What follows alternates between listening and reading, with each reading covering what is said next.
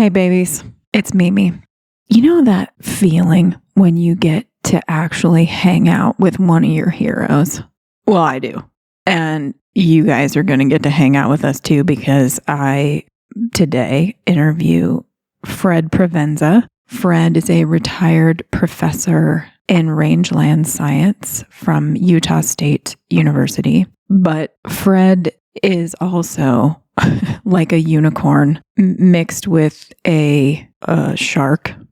No, not a shark. There's no shark in Fred. He's like a unicorn mixed with a phoenix. Yeah. Forget I said that thing about the shark. Anyway, Fred is an amazing human being, but also he has probably the deepest and most humble experience in working with the intersection of humans and landscapes and plants and animals.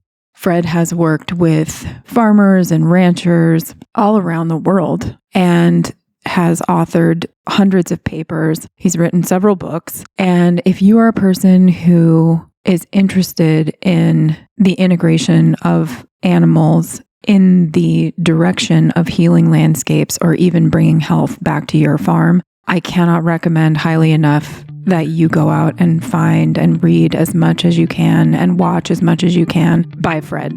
A lot of his talks are online. He's at conferences all the time. And he's just one of those people that you kind of can't get enough of. It's, you know, if you could bottle him up and take him around with you, I think we'd all be better off with a little bottle of Fred in our pocket. So I want to get right into the podcast, but first we're going to have a quick word from Farmer Jesse and our sponsors.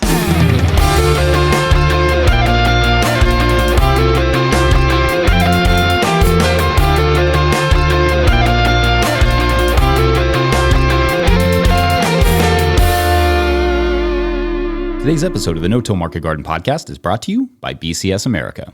BCS two-wheel tractors are designed and built in Italy, where small-scale farming has been a way of life for generations. Discover the beauty of BCS on your farm with PTO-driven implements for soil working, shredding cover crops, spreading compost, mowing under fences, clearing snow, and much more, all powered by a single gear-driven machine that's tailored to the size and scale of your operation. We have been using a BCS tractor on our farm since 2014, and it has saved the day and leveled the workload more times than I can count. And I find new ways to employ it every single season. To learn more, view sale pricing, or locate your nearest dealer, visit bcsamerica.com. That's bcsamerica.com. To learn more, view sale pricing, or locate your nearest dealer, visit bcsamerica.com. That's bcsamerica.com. Today's episode is also brought to you by Certified Naturally Grown. At the heart of sustainable ag is the belief that soil health and thriving ecosystems grow the very best food. Certified Naturally Grown is a grassroots certification program that recognizes direct market farmers using holistic methods and shows your customers that the products you bring to market are grown to the highest ecological standards. If you're looking for an affordable certification option that focuses on the thriving of local farms and foodways, you're going to want to check out CNG. Their peer-to-peer inspections create opportunities for farmers to connect, exchange knowledge, and build regional support between growers. Certify your produce, flowers, livestock, apiary, aquaponics, or mushroom operation today. Find out more at cngfarming.org. That's cngfarming.org. All right, enjoy the show. This summer was mercifully devoid of smoke. It was wonderful, Yeah. It's oppressive, honestly. It's awful. Yeah. Day after day after day, breathing that and knowing there's basically not much you can do, huh? No, and protecting yourself, or as you say, anyone around you, or it's terrible. And you notice, or at least I notice with my animals, that there's this sort of low level anxiety that sort of comes with the smoke, and then as the days sort of wear on and you're just immersed in it constantly, this kind of depression, malaise sets in, because you just can't pretend like it's okay anymore. It just, right. Yeah. It's just so in your face that you can't even pretend to keep your head up about it anymore. It's a real. Yeah. And to start to realize too, how that affects all the creatures, not just us, but all the creatures, and the subtle things that happen stress wise in mothers, and when they're pregnant, their babies in the womb, and after, early in life, all those things. It's on my mind, Mimi, because I have a good friend in New Zealand, Pablo Gregorini. I've probably mentioned Pablo to you. Yeah. Anyway, we had a long catch up here. It's been a while. We usually stay in close touch, but it's been a few months, and I had a good visit with Pablo and his whole family. He's got his wife, Mindy, and 3 kids that are growing up like crazy. But so we were trying to catch up personally, but he was also wanting me to fill me in on all the research they're doing. It's just wonderful to see what they're doing. But some of it has to do with in utero experience. They're picking up on some of that and doing studies, and it's really neat. But one was mothers reared on a monoculture versus mothers offered a variety of different foods throughout their pregnancy. And they're looking at cortisol levels, stress levels of stress in the mother and then in the offspring. And it's there, when they have only one diet, all during pregnancy, and it makes sense. But I think a lot of times, until somebody does something, like you're just mentioning on the animals, the stress level, until somebody gets aware that could happen. And then nowadays, with science, when somebody measures it, then it becomes real to us. Do you know what I mean? Totally. Yeah. But if you were, I think, in tune with all the creatures in your surroundings enough, you probably don't even need the science to know that that's happening. You know what I mean? Absolutely. But, I think we are in that place right now where the changes that we need to make are so daunting to people that until we prove it scientifically, it's just a bunch of anecdotes and not a reason to change. And we'll see if it's really a reason to change behavior. But I'm so glad that research is being done, because you can observe creatures, you can even observe it in plants when their basic fundamental needs aren't being met. And that is, something that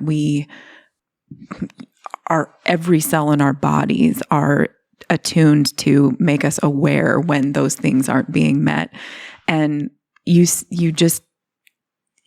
it, and it's good that we prove it, but boy, the proof is everywhere, isn't it? It's really, yes, it is. And what you're saying too, sometimes even with the science, depending on your persuasion, people don't believe that anyway either. It's just all fake kind of news. But one of the friends I correspond with on a regular basis, Scott Kronberg, really thinks a lot about, well, we all do, but and it talks a lot about denial. It's just so easy to deny, that it's just becomes overwhelming. It's and so we just deny what's probably in front of our face. Yeah.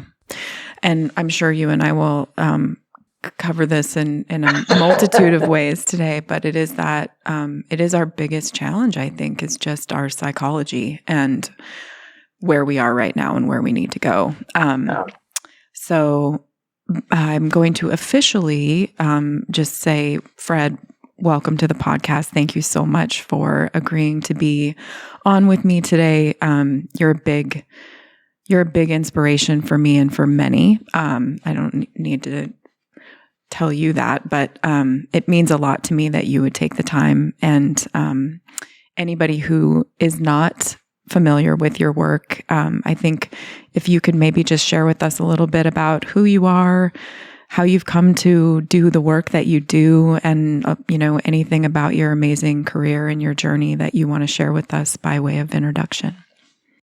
Well, Mimi, I'll start off by saying I'm delighted to be here with you. It's a pleasure, really, to do this. And I think we're all products of our environment. I don't want to take quote credit on, from where you're conceived and born and raised to the people you're around, all the relationships you have with wonderful people. For me, that's been the magic in it over the years, is the relationships. And when I think back over my career of, all the wonderful, or I shouldn't say it like, all the wonderful things we did, all the things we did. You did wonderful things. It's okay to admit it. All the work we did, it came from those kind of caring, loving relationships with one another, and just, working together and shared interest, and being not afraid to, at night, coming back from a study site, say things that would sound absolutely kooky. If your colleagues heard them, they think you were nuts. But to have I'm thinking of conversations I had with grad students where we would just dream out loud, and then we'd do the studies, and sure enough, we'd find, wow, that wasn't just kooky stuff we were dreaming about.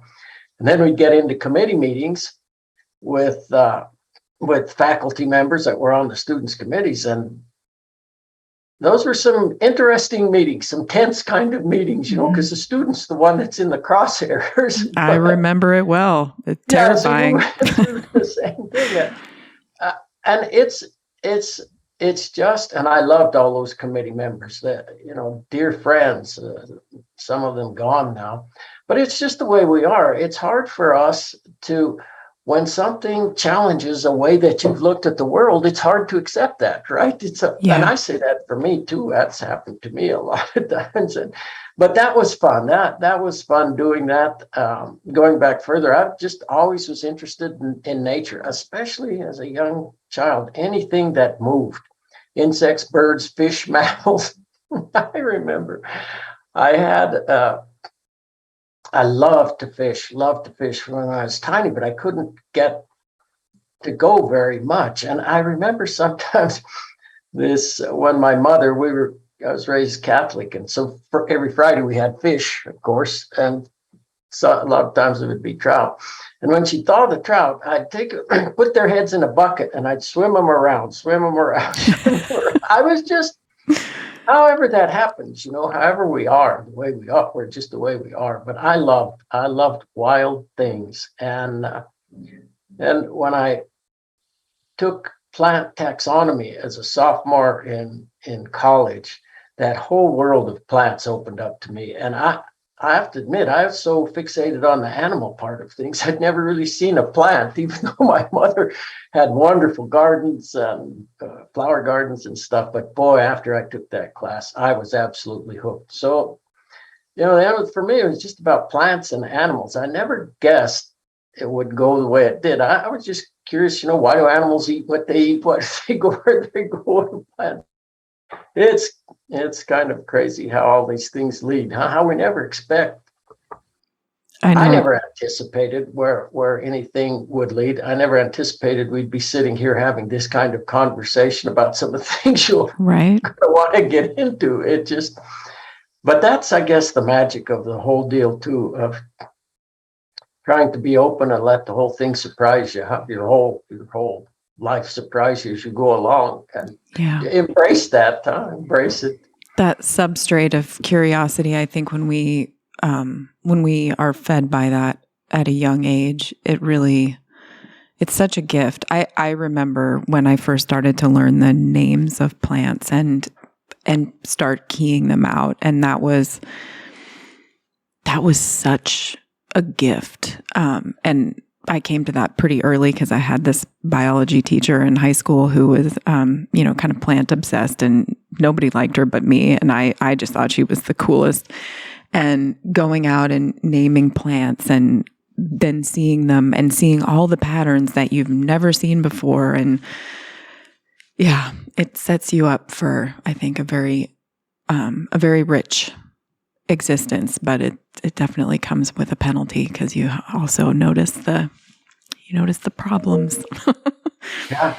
Well, you're taking me back, Mimi, when you talk about keying out plants. And of course, for people who haven't done that, those dichotomous keys are kind of a horror. You have to learn whole books just before you can even navigate the keys, right? I mean, of all the plant parts and stuff, things you never knew. Yeah. And But after that year, there wasn't a time I'd go on a hike with who was my girlfriend then, Sue, and they've been together 50 some years now. But we'd come back with loads of plants. And then late at night, we keened those things out, made a herbarium of over 500 plants, which I donated finally to the university. But good.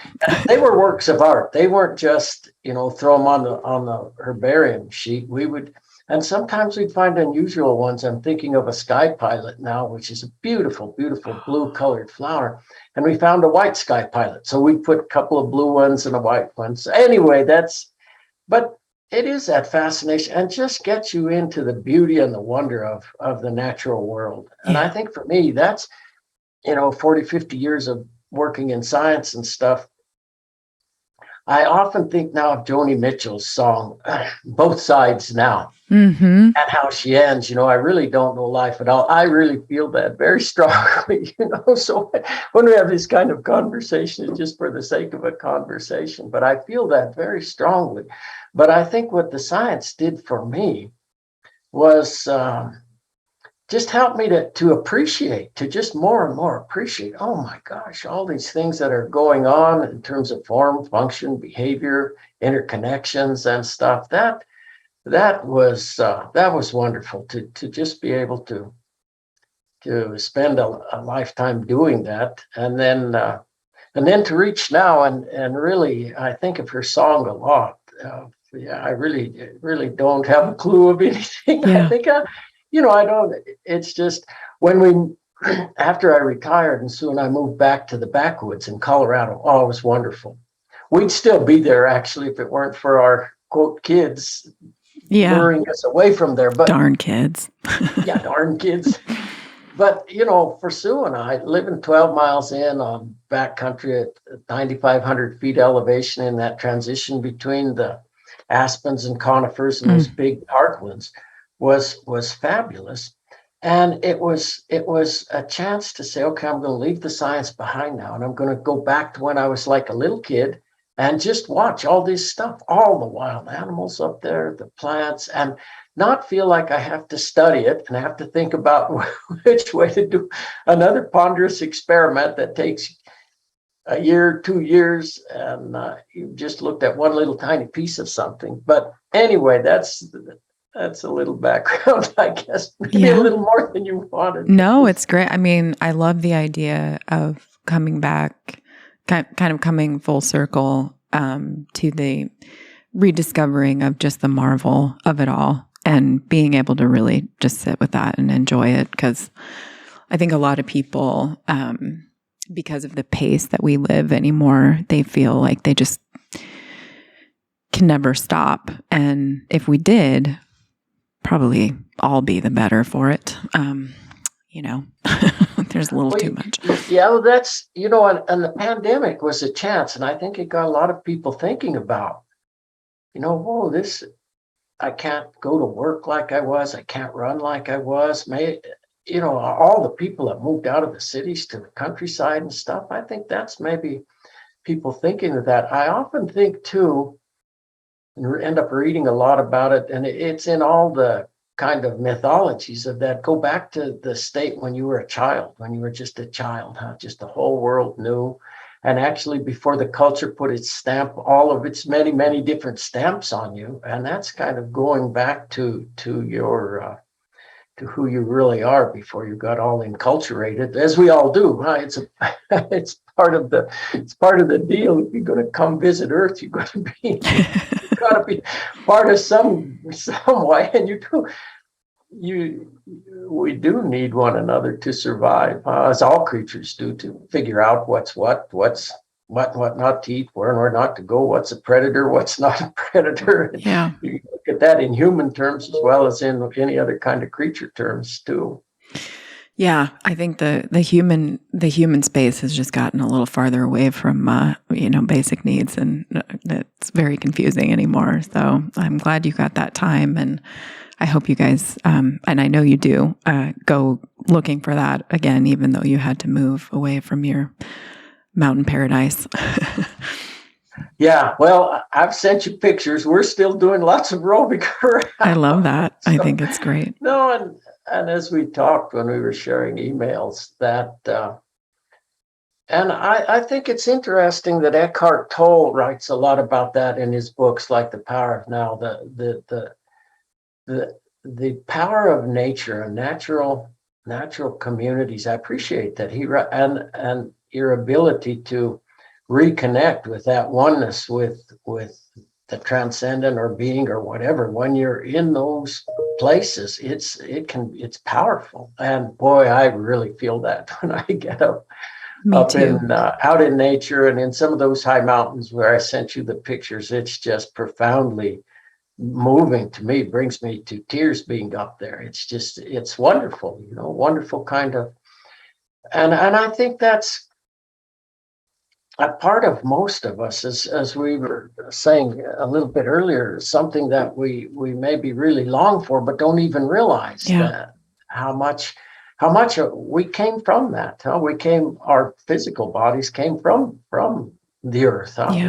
We're part of that, and what we do to the earth, we do to ourselves ultimately. Yeah, and I think that those moments that we have out in deep in nature, when you can really shed all of the things that tie you to the construct of, society or, whatever your life looks like. When I'm out, I mourn for those who have never felt it, because I really think that if everybody had that opportunity, things would look a lot different. And I mourn for people who never even know it's a possibility, or just dismiss it out of hand. Like, it can't be that important. It doesn't make me any money to go for, a 10-day backpacking trip. And, think of all the lost productivity and blah, blah, blah. But, it's very moving. I think it changes who you are and keeps you centered on, the real version of yourself, which is, it's hard to do. It's hard to remember. Yes. Yeah. It's so grounding and centering. Absolutely. And I remember, and I was certainly a maniac for certain all my years at Utah State University, working from 5 till 9 and sort of stuff like that. So I was no better, but when we would get away, it took me several days just to calm down and get. Me too. It wasn't like you could go for a day. That didn't do it. It took several days to actually get calmed down and back into that. And I'm forever thankful for my wife that she was just, and both of us, anytime we got a chance to quote escape, we did it. But I'm thankful for that, and that we both like doing those things, and because it's hard as we're saying, with all the demands of life nowadays. If people have kids, of raising a family, and then of work, and a lot of times both partners working to try to make ends meet, it's gotten crazy. And I often think back to some of what I read in the anthropological literatures, that the indigenous people spent very little of their time each day actually foraging for what they needed. They had a lot of time to just enjoy being alive. Yeah. I was having that conversation with my sisters this summer. My 4 sisters, we had a short family reunion with the spouses, and they're saying, we just work like mad.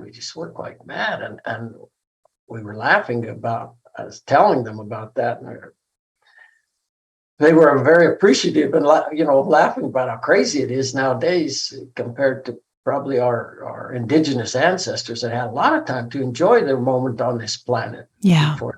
And think about it. Just think about all the things happening around them and how they were a part of that. And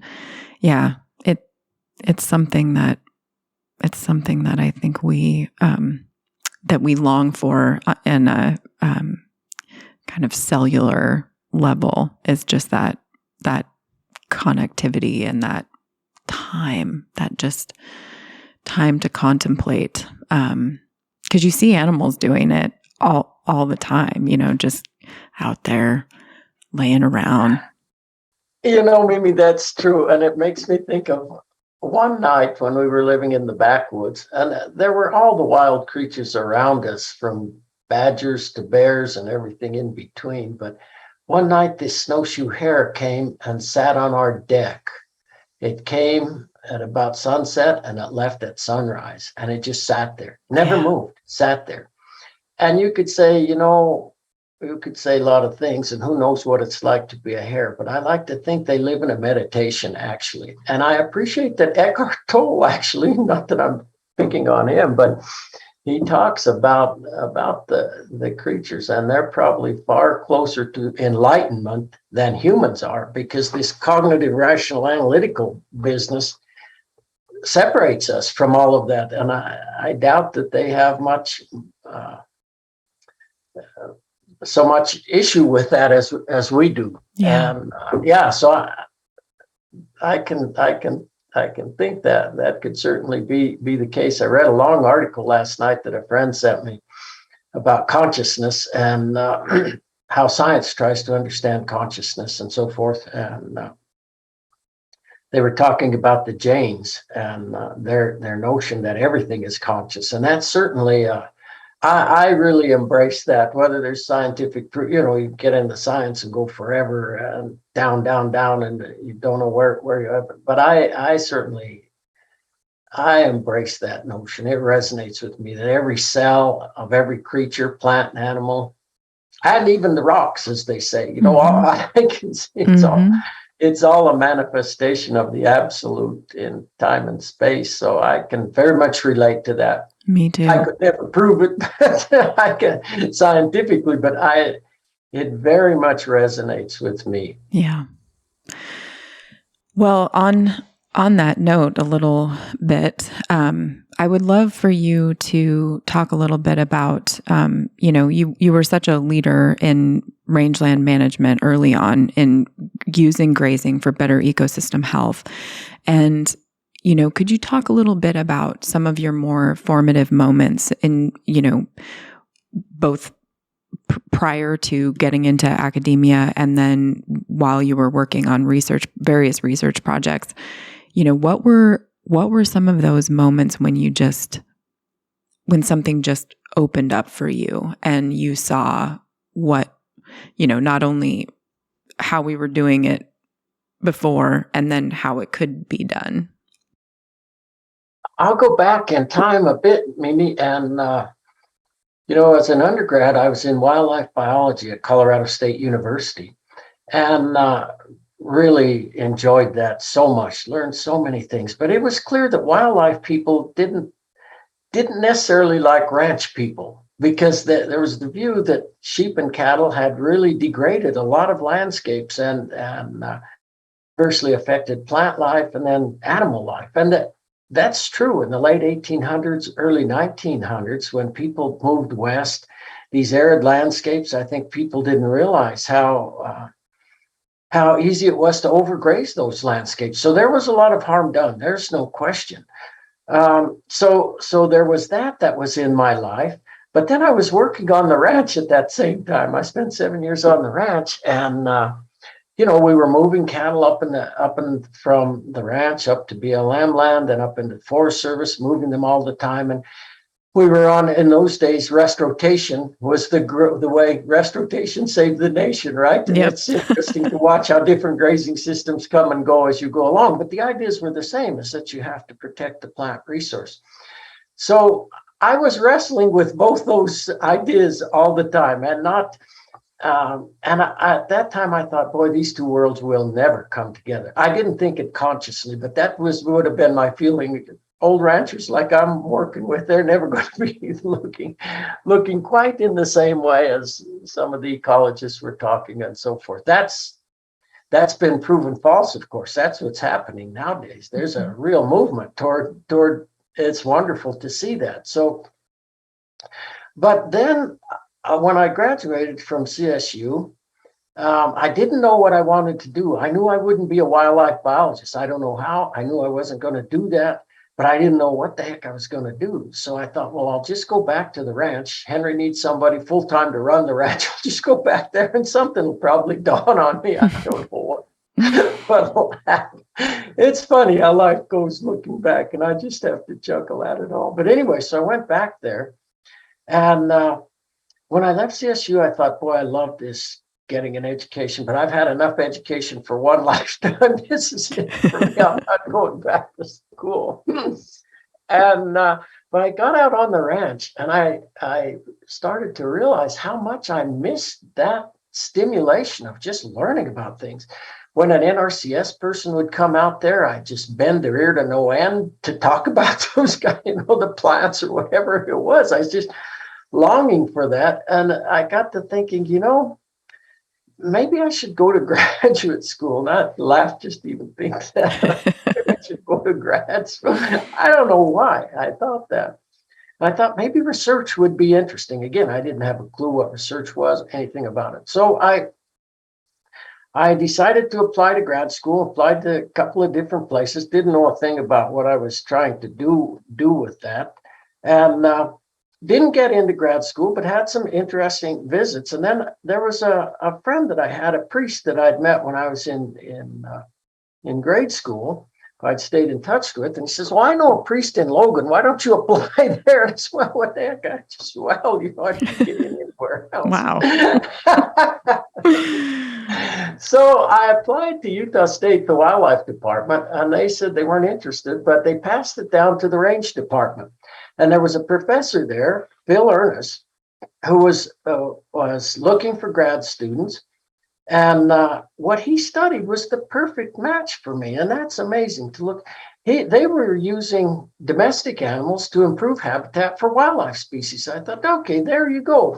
That's not looking at pairs of opposites. That's saying, how can we benefit livestock and wildlife both? And so I ended up, Phil said he'd take me as a student, ended up going to Utah State University, and they just couldn't have been a better place. But again, I look back and think I really didn't have a clue of what I was doing on any of that. In fact, when I applied to Utah State, they sent me a note and they said, did you take the TOEFL test yet? The TOEFL test is test for English as a foreign language. We laughed about that. I think that's so good. A good sense of humor in life. You have to keep a good sense of humor in it all, because then you don't get don't have expectations and don't and have a good sense of humor. So anyway, I ended up going there, and it was just a wonderful environment. And this isn't an exaggeration. At that time, the Range Science Department was really one of the best in the world out at Utah State. It absolutely was. The faculty members, the department head, Don Dwyer, who died of Alzheimer's a few years ago, just a phenomenal department leader. I've never seen anything like that. And the faculty. So it was a fabulous place. And boy, talk about. It was so diverse. That's what was neat. You had plant ecophysiologists in the department, plant synecologists in the department, economists, range wildlife people, nutrition people, watershed people. So much of what's being done nowadays, people are, go and measure infiltration on soils. People at Utah State were doing that 50 years ago. It was so revolutionary. Yeah. I mean, It was really ahead of its time. It was phenomenal. And so I was very fortunate to go there. And we'd have Monday afternoon seminars, and, you just were so on top of things, because you'd be getting, the grad students primarily gave them, but the faculty too, but you'd be just learning about the cutting edge of it. It was a fabulous environment to be in. That's why I say, relationships and all those people you get around and how stimulating. And then you learn from certain people. I remember, it's amazing to see how many of them are dead now. That's kind of, you can see I'm getting there too. But there was an ecophysiologist, Martin Caldwell, who came from Duke, and he was just tops, absolutely, as a scientist. I mean, highly regarded worldwide. But I watched what Martin did, and it's funny to think that, but it became an inspiration for the way we did some of our work as we went along. In those days, we were mainly natural history focused, I would say, where we'd go, if you weren't studying things in the natural environment, it wasn't valid in a sense. We were studying, which is important, no question, studying what animals do.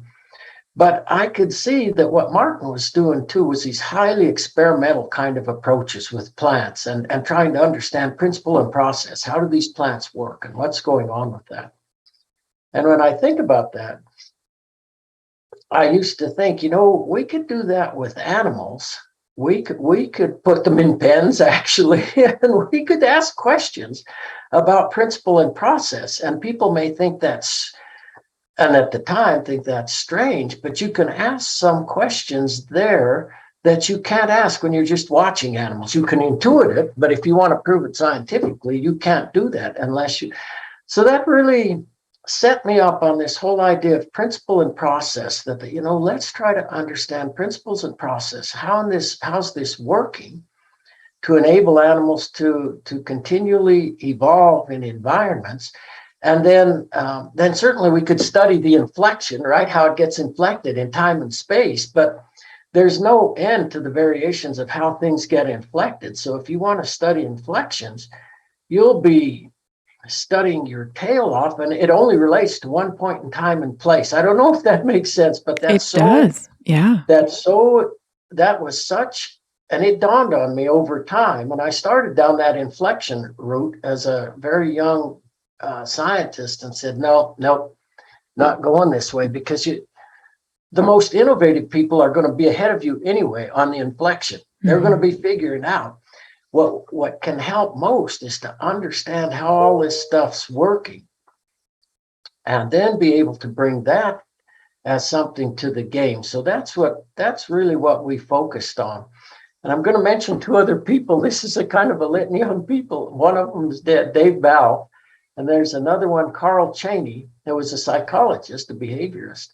They were really mentors for me too, because when I started talking about all these kooky things and want to study in pens, they said, go for it. Boy, they said, go for it. You can learn so much. And they were just cheerleaders at a time when, when you get old like now, and in a way, you don't care anymore. Right.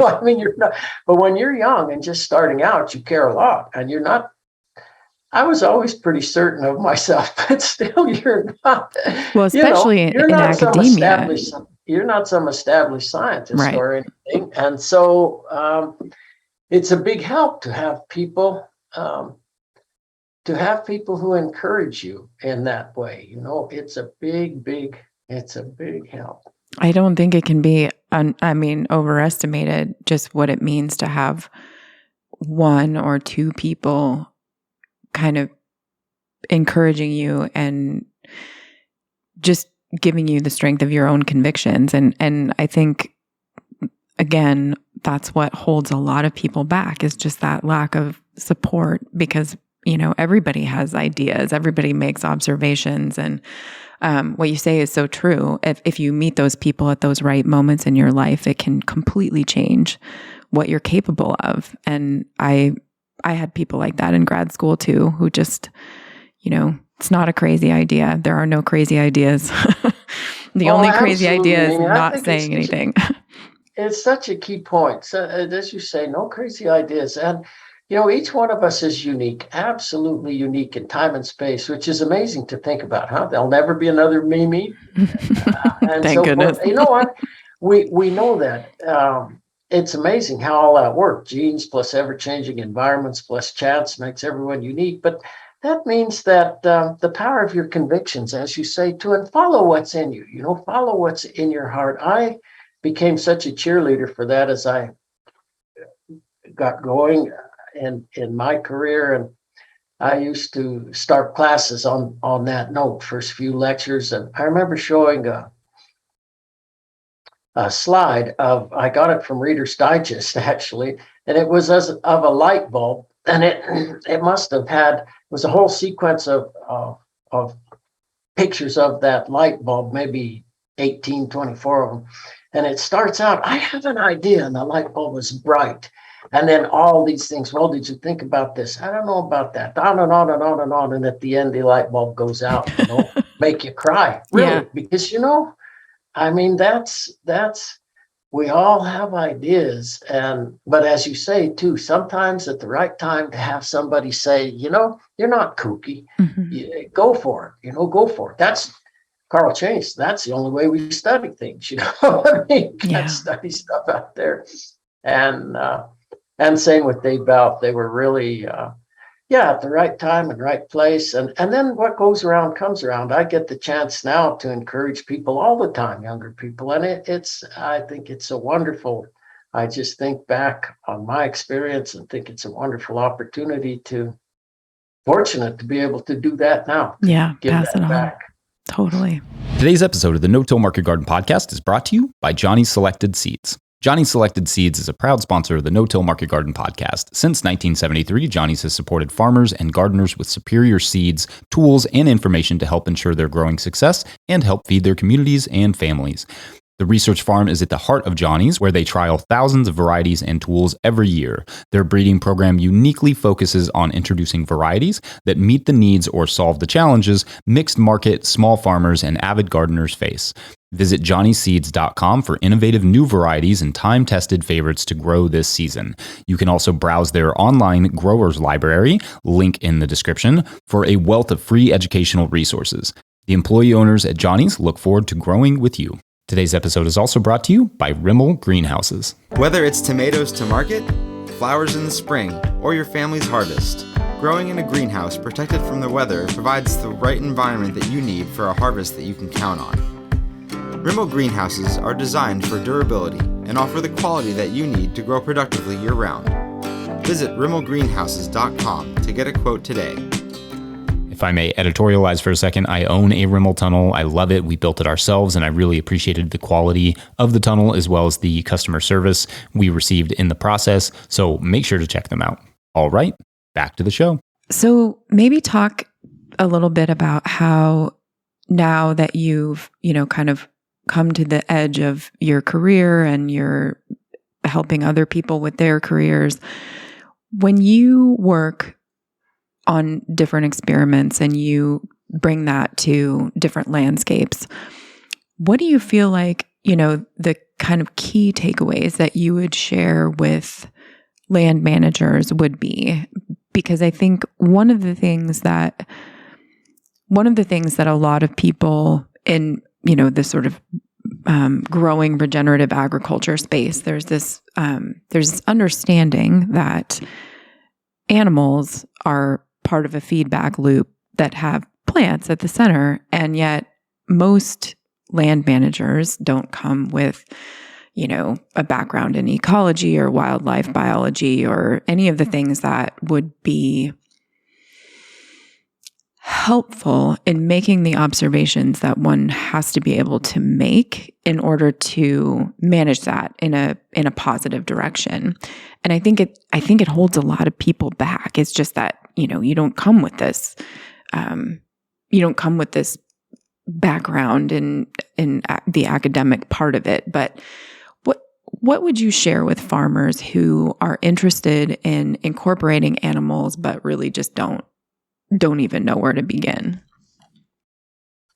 I think one thing that we've mentioned is that notion of a deep interest. I think the people who will enjoy most and do best, and this isn't a judgment at all, but people who are just really genuinely interested in what's going on with their animals and with the plants, I think that's a real heads up on things. I think nowadays too, there are a lot of resources out there on the web, talks by different people. And I'm not pitching myself on this, but last year I ended up doing a workshop for folks in Australia. And it was supposed to be a five-part series where we'd go for a couple hours each session. Well, it ended up being, 8, 10, 12 sessions as it turned out. We had somewhere we'd go to, and then we'd say, we're going to take this whole next session, and we're just going to have discussion. And the whole thing was discussion as we went. And, but the reason I'm mentioning that is there was a lady there that said, I was so unsure of myself. But after sitting in on this, I feel what did she say? I just feel so comfortable now because it's helped me to understand some of the relationships that kind of what to think about and what to look at. And as you and I have talked too, Mimi, and let's make this point. You know, each place is unique in time and space as well, right? And so, how I'm not picking on Gabe Brown or Alan Williams or Henry DeLuca or any of those, but how any of those people do things, you can certainly learn from them. But then to like an artist that's learning to paint, right? Sometimes they may go work under a master for a little bit, but then in the end, you have to develop your style, right? You're unique, so you have to. I so encourage that in people, and let the authority part of things go. Once you've learned a bit about principle and process and that, then you're unique, your place is unique, and let that flow out of you, you know, let that creativity flow out of you. Just let that little child go, I think. And so it's a blending of many things that come to my mind when, and I guess I certainly did that over time too, all of that, trying to. Everything can be a learning experience, certainly, and very creative, though. And I think that each place is unique in time and space, and that's the beauty of it. Be the artist that paints the canvas on your place during your time on little blink of an eye that you're on the planet. Yeah. After our last conversation, I was thinking about, I'm a very visual thinker, and how, you know, how critical it is that we understand that there were tributaries, like an entire delta of tributaries that, you know, past history of use, different land management, different patterns of herbivory, different wildlife species, different plant species, different climate, you know, all of those tributaries coming together to this one little point where you're standing right now. But what comes next is also like an expanding shoreline of possibilities. And it's not a linear, you know, this plus this does not always equal this. And science should be the way we think. All facts have a half-life. And, you know, our desire to put things into very firm frameworks, I think, gets in the way of us actually being able to read where we are and just be humble about what role we can really play.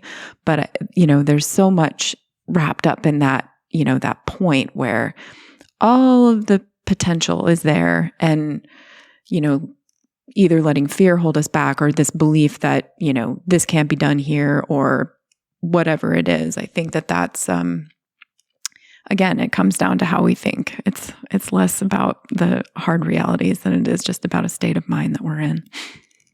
Yes, very nicely said, Mimi. I agree. I totally agree. And that point that you made too, that the idea that in space-time, everything is forever changing, right? It's constantly changing. And the current climate changes and so forth. If you read over any span of time at all, you know, over the last 20,000 years or so, glaciers are covering where I am right here in Innis. And I used to love reading about the plant literature on that, and how plant species are moving all over the globe as a function of how warming and cooling and glaciations, and animals too. And so that comes to mind when you mentioned this, the tributaries and all coming together, and then one point in time, and to realize that you're part of something that's moving as well. And so, and try not to lock in. It's hard. It can be hard for us not to lock in, but I often think everything that's transitory is but an illusion, and everything's transitory, you know. So it's all right. If we could get to where we're just flowing with it, huh? We're flowing with it and trying to create as a part of it, and then it can be a beautiful moment on this earth. I think, for certain, huh? Totally. I do not like the idea of knowing what comes next. No, and we don't. And you know, that's the thing that strikes me too. Another reason I ended up on thinking so much on principle and process. It is very hard to know what's going to come next. and even with the projections on climate change and so forth and so on, by participating, I really believe that we are helping to create. And so what are we going to do as part of that, huh? If we try to get behind efforts to try to mitigate that to some extent. But I remember reading, and I used to use this in class all the time, back in 1900, they asked a bunch of really bright people what they thought would be here at the turn of the next century, 100 years later. It was hilarious to read, and not in any kind of way.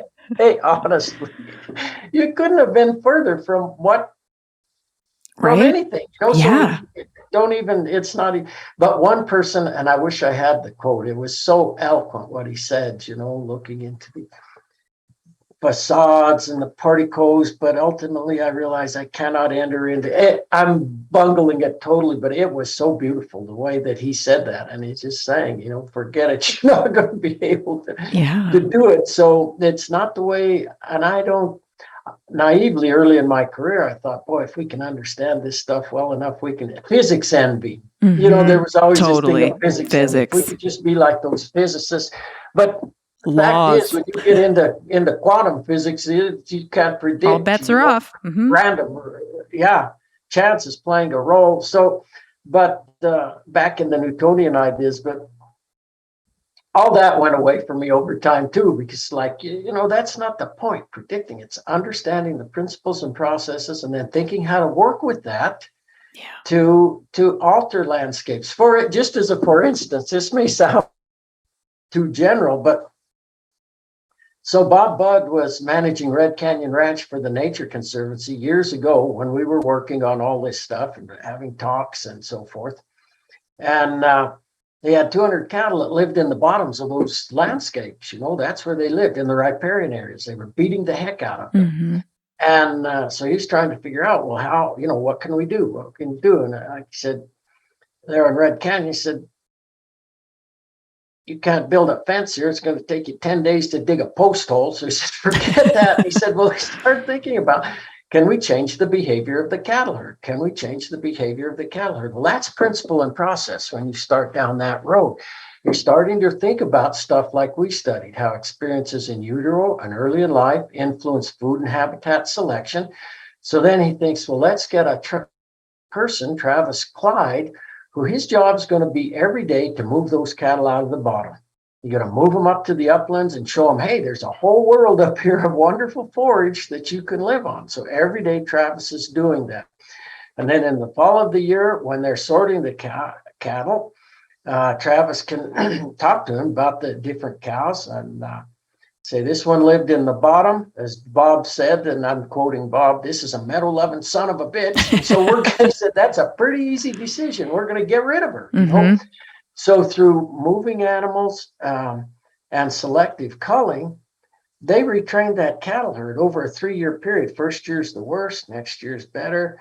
By the third year, and after that, who's training the calves? It's the cows. Travis has worked his way out of a job. So principle and process, understanding how that's working, and that there are these transgenerational linkages, and that epigenetics, this gene expression, is playing a role. All that's, I'm just trying to make it a little, maybe it'll sound a little bit too out in the ozone. Not at all. To give a specific example of, and so the examples go on and on and on and on, but that's, and then you're just working with the dynamics of the natural system, and a part of that then, and using principle and process, that this is how this is important in natural systems for wild and domestic animals. We retrained a herd of elk not to be fed and so forth, and so it works.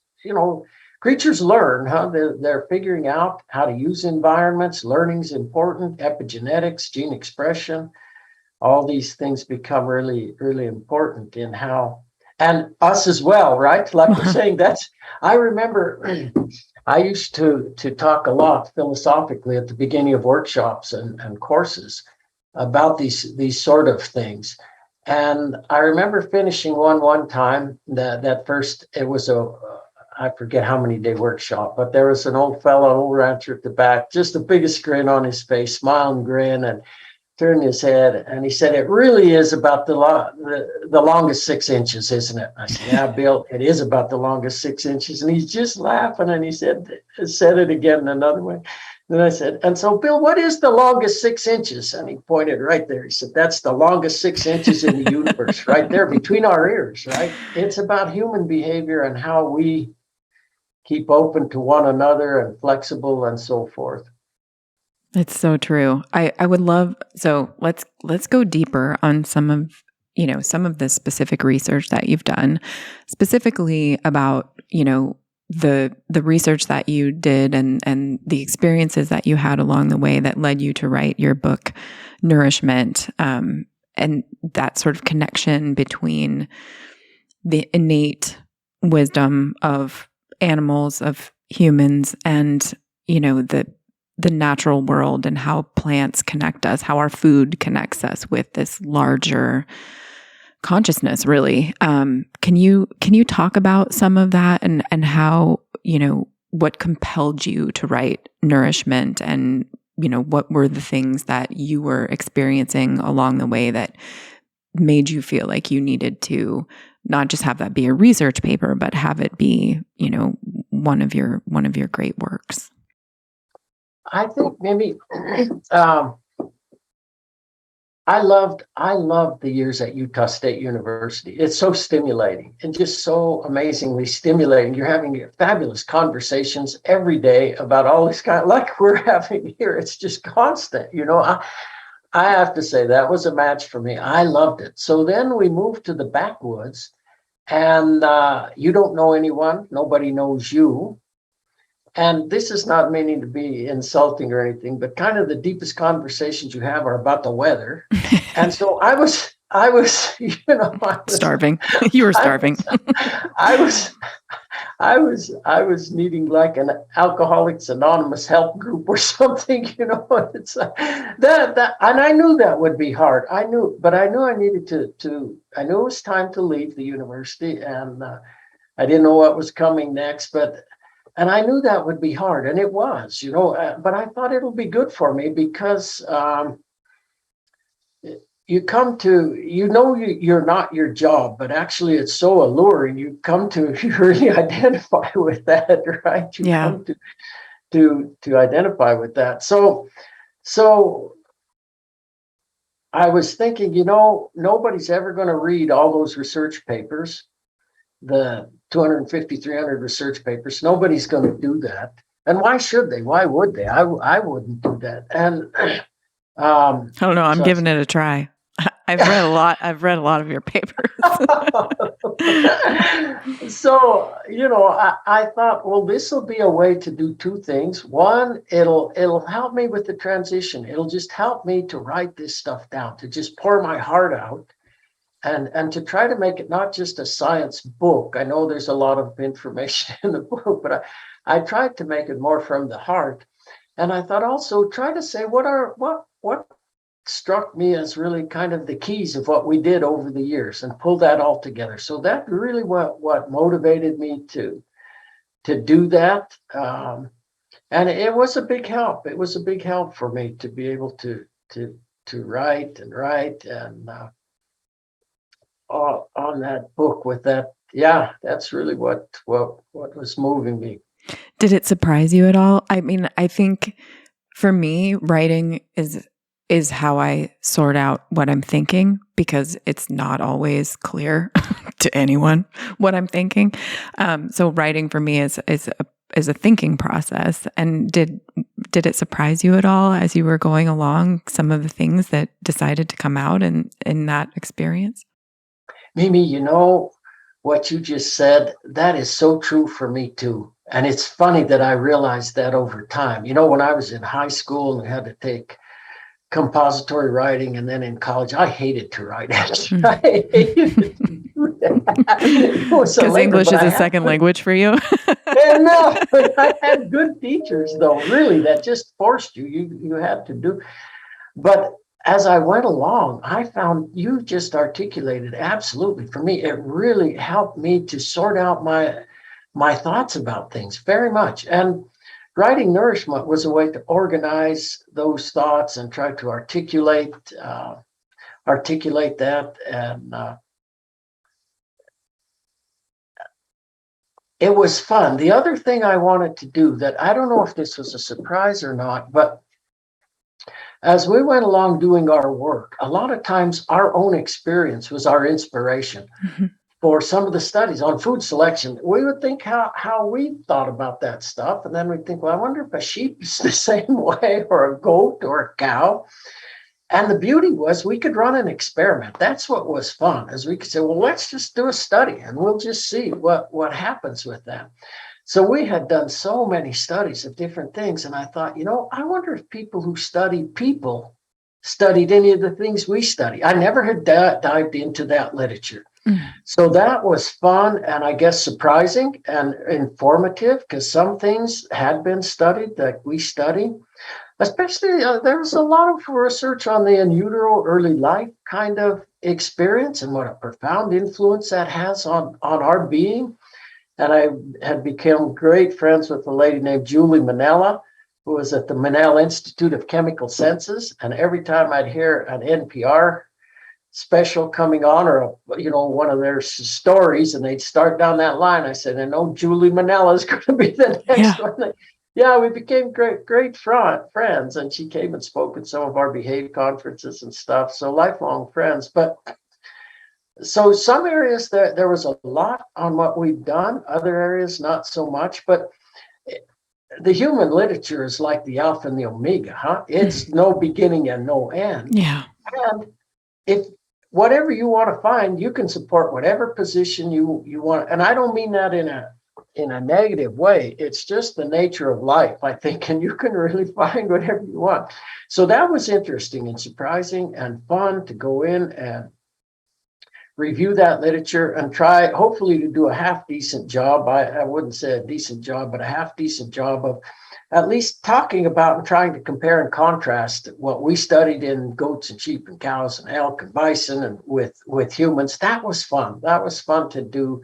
I think it's that what we're talking about too, when you can always be doing something that's helping you to learn and to create. I think for everyone, it must be fun. I really do. I think that has to be something that's kind of universal. We feel good about that. I think so too. I mean, you can just see it happening amongst people.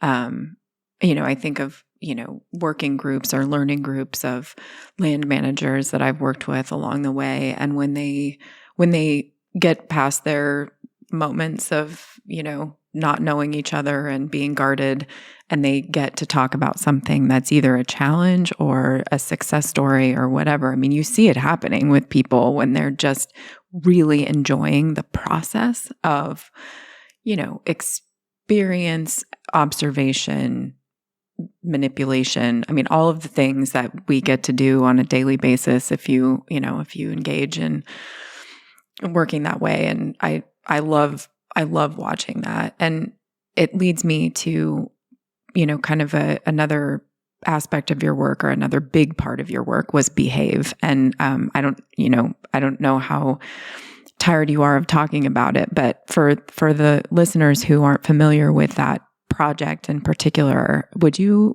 talk about it a little bit, describe it, and what some of the key findings were from that? I'm happy to, Mimi. And actually, in all the podcasts I've done, I don't think I've hardly ever touched on behavior, been asked to talk about it yet. It was probably the best thing that we ever did in those years, that those 10 years from 2000 till 2010. I'll tell you how it came about. So we've been doing research for 25 years or so, just studies. And there were a few of us that had come from ranch backgrounds, and we used to talk all the time, boy, this really relates to this practical thing. This relates to that practical thing. We knew, we could see it from our experience, but we were so busy doing the studies and publishing and getting grants and teaching and all that, there was no time to do that. Well, in 99, I was diagnosed with cancer. And when I came back to work after that, we all realized you don't know once you have cancer whether you're going to be around or not. Cell gets loose, an errant cell gets loose. You're no longer, you're in another dimension. So we were having talks, if you go back to who you really are, so to speak. And so we were having talks about that. And we were saying, if I were to die, that's it. That's the end of the program, because it takes, whoever's running those programs at the university, that's the way it goes. And so we thought we should really try to get this information out to people. And again, however that happens, there happened to be a huge grant program that was going on then, where they're giving big grants up to around $5 million for outreach kind of programs like Behave. It was just coincidence. So we applied the first year, didn't get it, but we had some really good suggestions. Next year we applied, had the top grant and the whole thing. So It was to continue the research, but also to get the information out. And so we put together a huge outreach program. Beth Burritt, Kathy Both were both just huge what they did to create fact sheets, DVDs, just all web page, many things to try to get the information there. And then we continued the research. But here's the part, and this is what I really want to emphasize. So we put together an advisory board for Behave, 45 people from around the country, the most innovative people we'd come across as we were traveling around the country. So we'll get these people, and we're going to kick it off with a 3-day meeting, and we're going to go over what we've been doing for the last 25 years for this group. And then we're going to set the course of what we're going to do. And it was just fabulous, that meeting. But what we ended up doing, by the last year of the program, the advisory board was 250 people coming to our annual meeting. Wow. But what we were doing, and this is the thing, is we continued to do the research like we were doing, but we were doing it in conjunction with producers around the country. Producers would say, I've got an issue with this. For instance, A.G. Smith on the Cottonwood Ranch said there's no plant that more dominates the Great Basin than sagebrush, and no plant that people want to get rid of more. What could we do with that plant? So we started thinking about, can sagebrush be used as a forage? When could it best be used? And we were tying in our knowledge of the chemistry of the plant, the behavior of animals, doing research projects that were looking at that. And then doing work. We did work on Deseret with sheep related to fall and winter grazing of sage, did work with A.G. Smith relative to winter browsing, and looking at something that you're trying to get rid of all the time and thinking, no, this could be a forage resource if we change the way we think about that. And you can cut back on the amount of hay that you're feeding. I remember one person who was a part of our program, and all of them had spent so much money trying to get rid of sagebrush with things that we don't even want in the environment. All the herbicides, Rachel Carson 101, of just herbicide, pesticide to get rid of it, and not thinking about it as a forage resource. And they say, boy, if I had a dime for every ounce of herbicide I put on trying to get rid of this plant, I'd be rich. And I never thought about it, that cattle could use it in the winter, and that cattle could then rejuvenate their own landscapes. And that's what we were showing, is if you can get sheep or cattle to utilize sagebrush, you can really reduce the abundance of sage. It doesn't tolerate grazing well. It's really heavily defended chemically with terpenes, but it doesn't tolerate grazing well at all. At least the sages we were working with, Vasiana, Wyomingensis, Stridentata subspecies, they don't tolerate grazing well. So if you can get animals to utilize it, you can reduce its abundance, increase the abundance of grasses and forbs, but still have sagebrush as a part of your biodiversity, just not the dominant part. So that's one example of the kinds of projects that we were doing. But what was so nice is that we were now, the people who would come, we we were showing how to merge principle, process, understanding with application, and do that with real life people. So we weren't driving the questions, they were driving the questions, and we were using principle and process to answer their questions. And that's a whole different thing from being a researcher in a university who's studying whatever the latest cutting edge thing is in your field that may or may not be related to somebody on some landscape. And so I think when Abe Lincoln created the land grant system, that has to be, I don't know what he thought, but that has to be what Abe was thinking. It would have been practical. It would have been, and altruistic. I mean, yes. And however research was done in those days and science was done or whatever, it must have been that Abe was thinking. And I'm really emphasizing that because science is so moved away from working hands-on with people where you're partners and not in a commercial sense where you're trying to make gigabucks off of the next chemical by some company to make the next whatever, but actually working with real live people on real live landscapes that have issues and if A.G. Smith has an issue, just since we used him, a whole bunch of his neighbors all through the Great Basin have that issue too. So it relates to a lot of different places, but you're not trying to make a buck off of those guys. You're just trying to help them figure out how to keep more of the money that they're making, how to cut down on costs of feeding during winter, for instance, on whether it was on Deseret or on, that's where the great costs are in irrigating, cutting, baling, hauling hay, machinery, all of that business.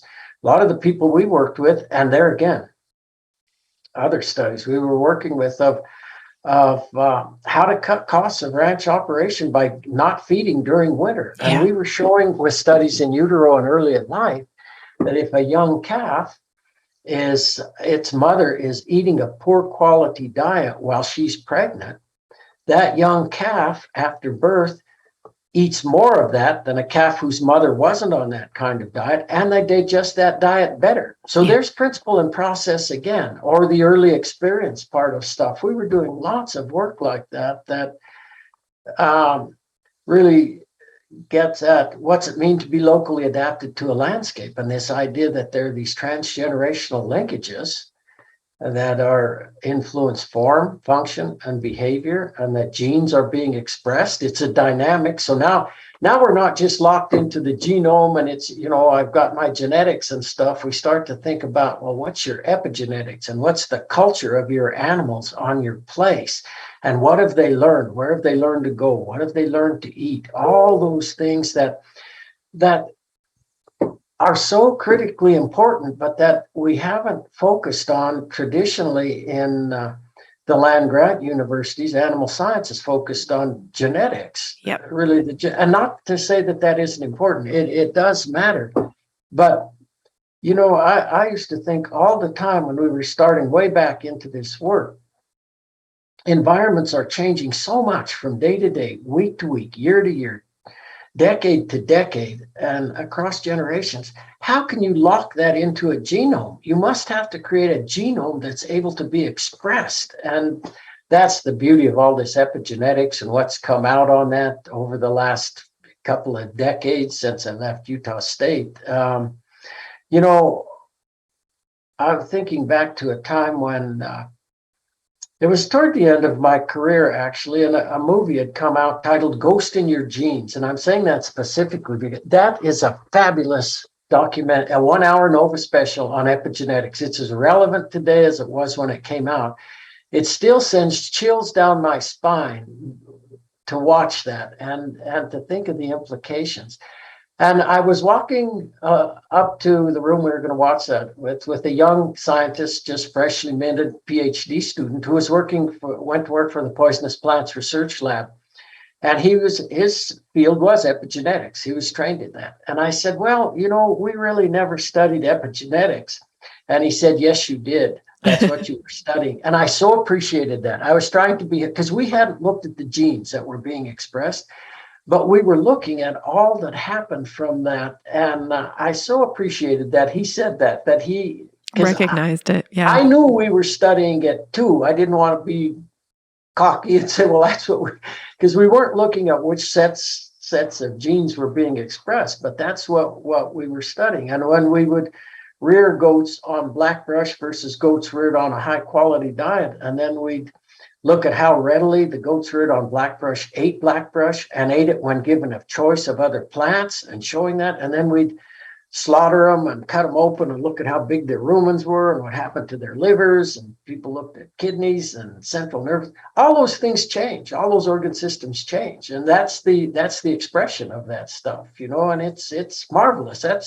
It's incredible. The dynamic. Yeah, I mean, so I really wanted to get into this with you because I have gotten so much out of Behave and all of the papers and all of the different things that you were looking at. And it's hard for me to share that with, like just for example, ranchers who they do a lot of work on genetic selection. For some of them, it is key to how they've been successful, but it's mostly with regards to, sort of the more obvious traits of, frame size and how they muscle and I think there's a bit of it's a bit of a stretch for them to think that they could select for traits that were more behavioral, just that is a thing that actually gets passed on. So I'd love for you, can you say, like, if you were just meeting any old rancher just in the, like let's say you run into each other in a coffee shop and you start up a conversation, how would you suggest to that person to be introduced to Behave? Like, what would be the best mechanism for them to get familiar with some of the work that you did without it being super intimidating or challenging to consume? What I would do, I would start talking about the ranch and the 7 years I spent on the ranch with Henry DeLuca. And, I remember after my sophomore year in college, I'd taken a class in animal science, and they were talking a lot about genetics in that class and about heterosis and the value of heterosis, which is, really well known. And so I went back to the ranch that summer. And I said, Henry, I notice you make a point that you always keep your own replacement heifers.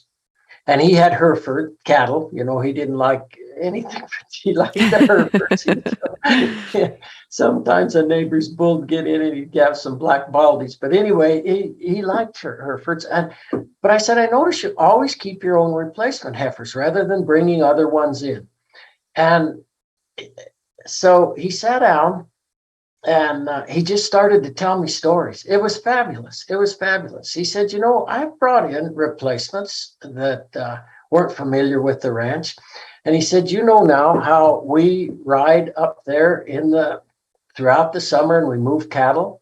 And we know the cattle aren't in one big herd. They're in little groups. And I've thought so much about that. So in the last few years, actually, I've thought so much more about that. But he said, and I knew that, and he said, so when we're in this particular, they were huge pastures, of course, huge pastures. And he'd say, when they're in this particular place, that we've got to go over here to Blanks because there's going to be a little bunch in there. And we need to go over to Weldon because there's going to be, I'm just picking the Androni and just these. He knew where the cattle would be because they showed fidelity to those places, these little groups. And then you'd move them and then they'd go to their next place.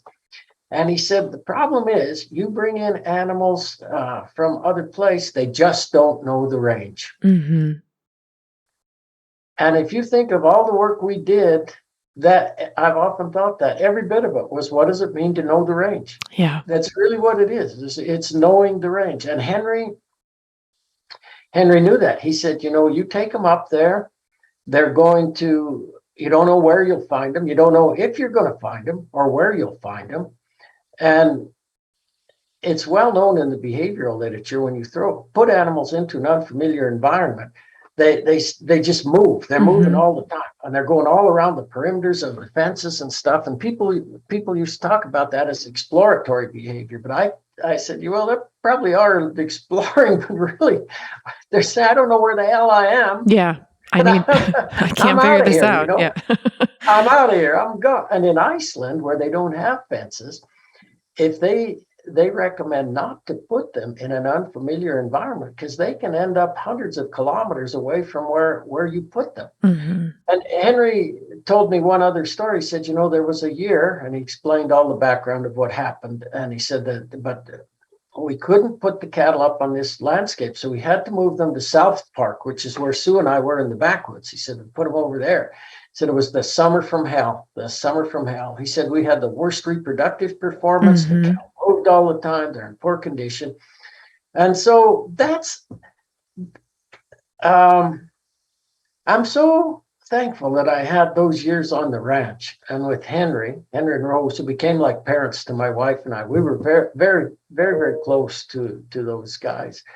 But what's interesting to me, Henry had no formal education. I think he went a few years in grade school, but he had a lifetime of experience. His knowledge came to his brain through his hands, working with that. And I'm thankful that I had the chance to spend all that time there on the ranch. And I learned a lot.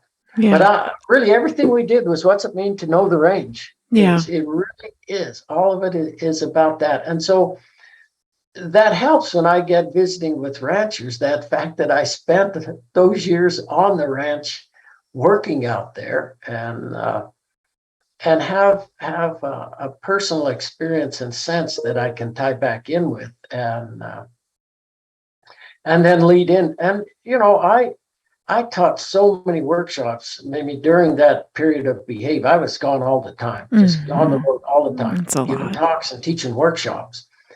And, I have to say it was, and they were for a lot for rancher groups, whether it was, I was very, very thankful for and I'm going to tell you this and admit this. I was often, nervous about because I used to think, what would Henry think if I was telling him all this stuff? I don't know. And how would I tell Henry? But there would be ways just to tie in with what he knows. But I used to think that all the time. And one of the things I used to like the most, and I still do, was to put a lot of humor in the presentations, to keep people laughing and happy and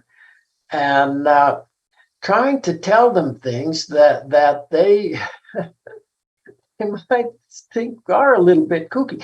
But honestly, I had so many people tell me, this just makes so much sense, what you're saying, so much sense. And I remember when we did that first meeting for Behave, that 3-day meeting. Remember Mark Kostler coming up to me afterwards, and he said, I hit myself in the head so many times as you were talking. He said, I saw that, but I never really understood it. I saw that, but I didn't understand it.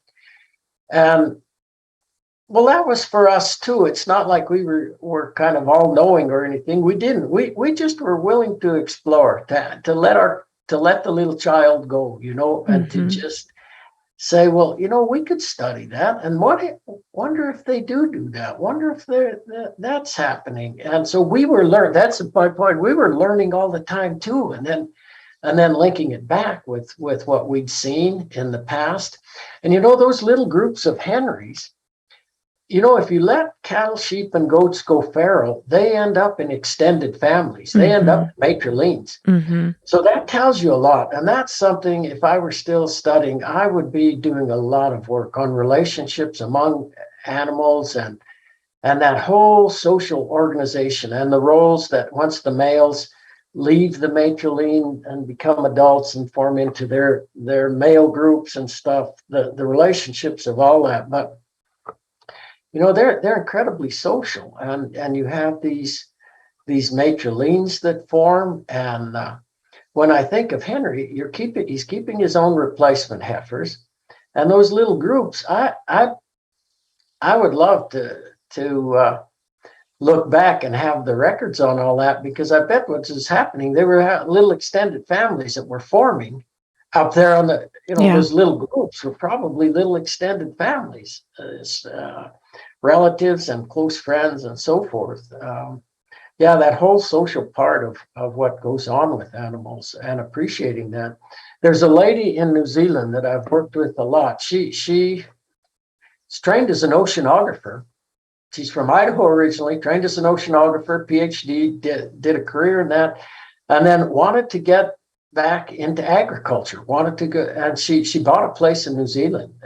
She has sheep there, fine wools that she produces and stuff, but she got really, some Australians were coming over to these 2-week workshops I was doing, and the word was spreading back there. And so other Australians and New Zealanders were coming over when I was still teaching this 2-week workshop for NRCS. And Nan came over one year with several Aussies came that year. And we had a wonderful time. That was so much fun. But she went back and put all this stuff into practice, including the shepherding. She got into the shepherding, keeping your own animals, the extended families and groups. And she has written some thoughts and observations down about what that did for the herd, how calm the whole herd became, how just the influences you wouldn't necessarily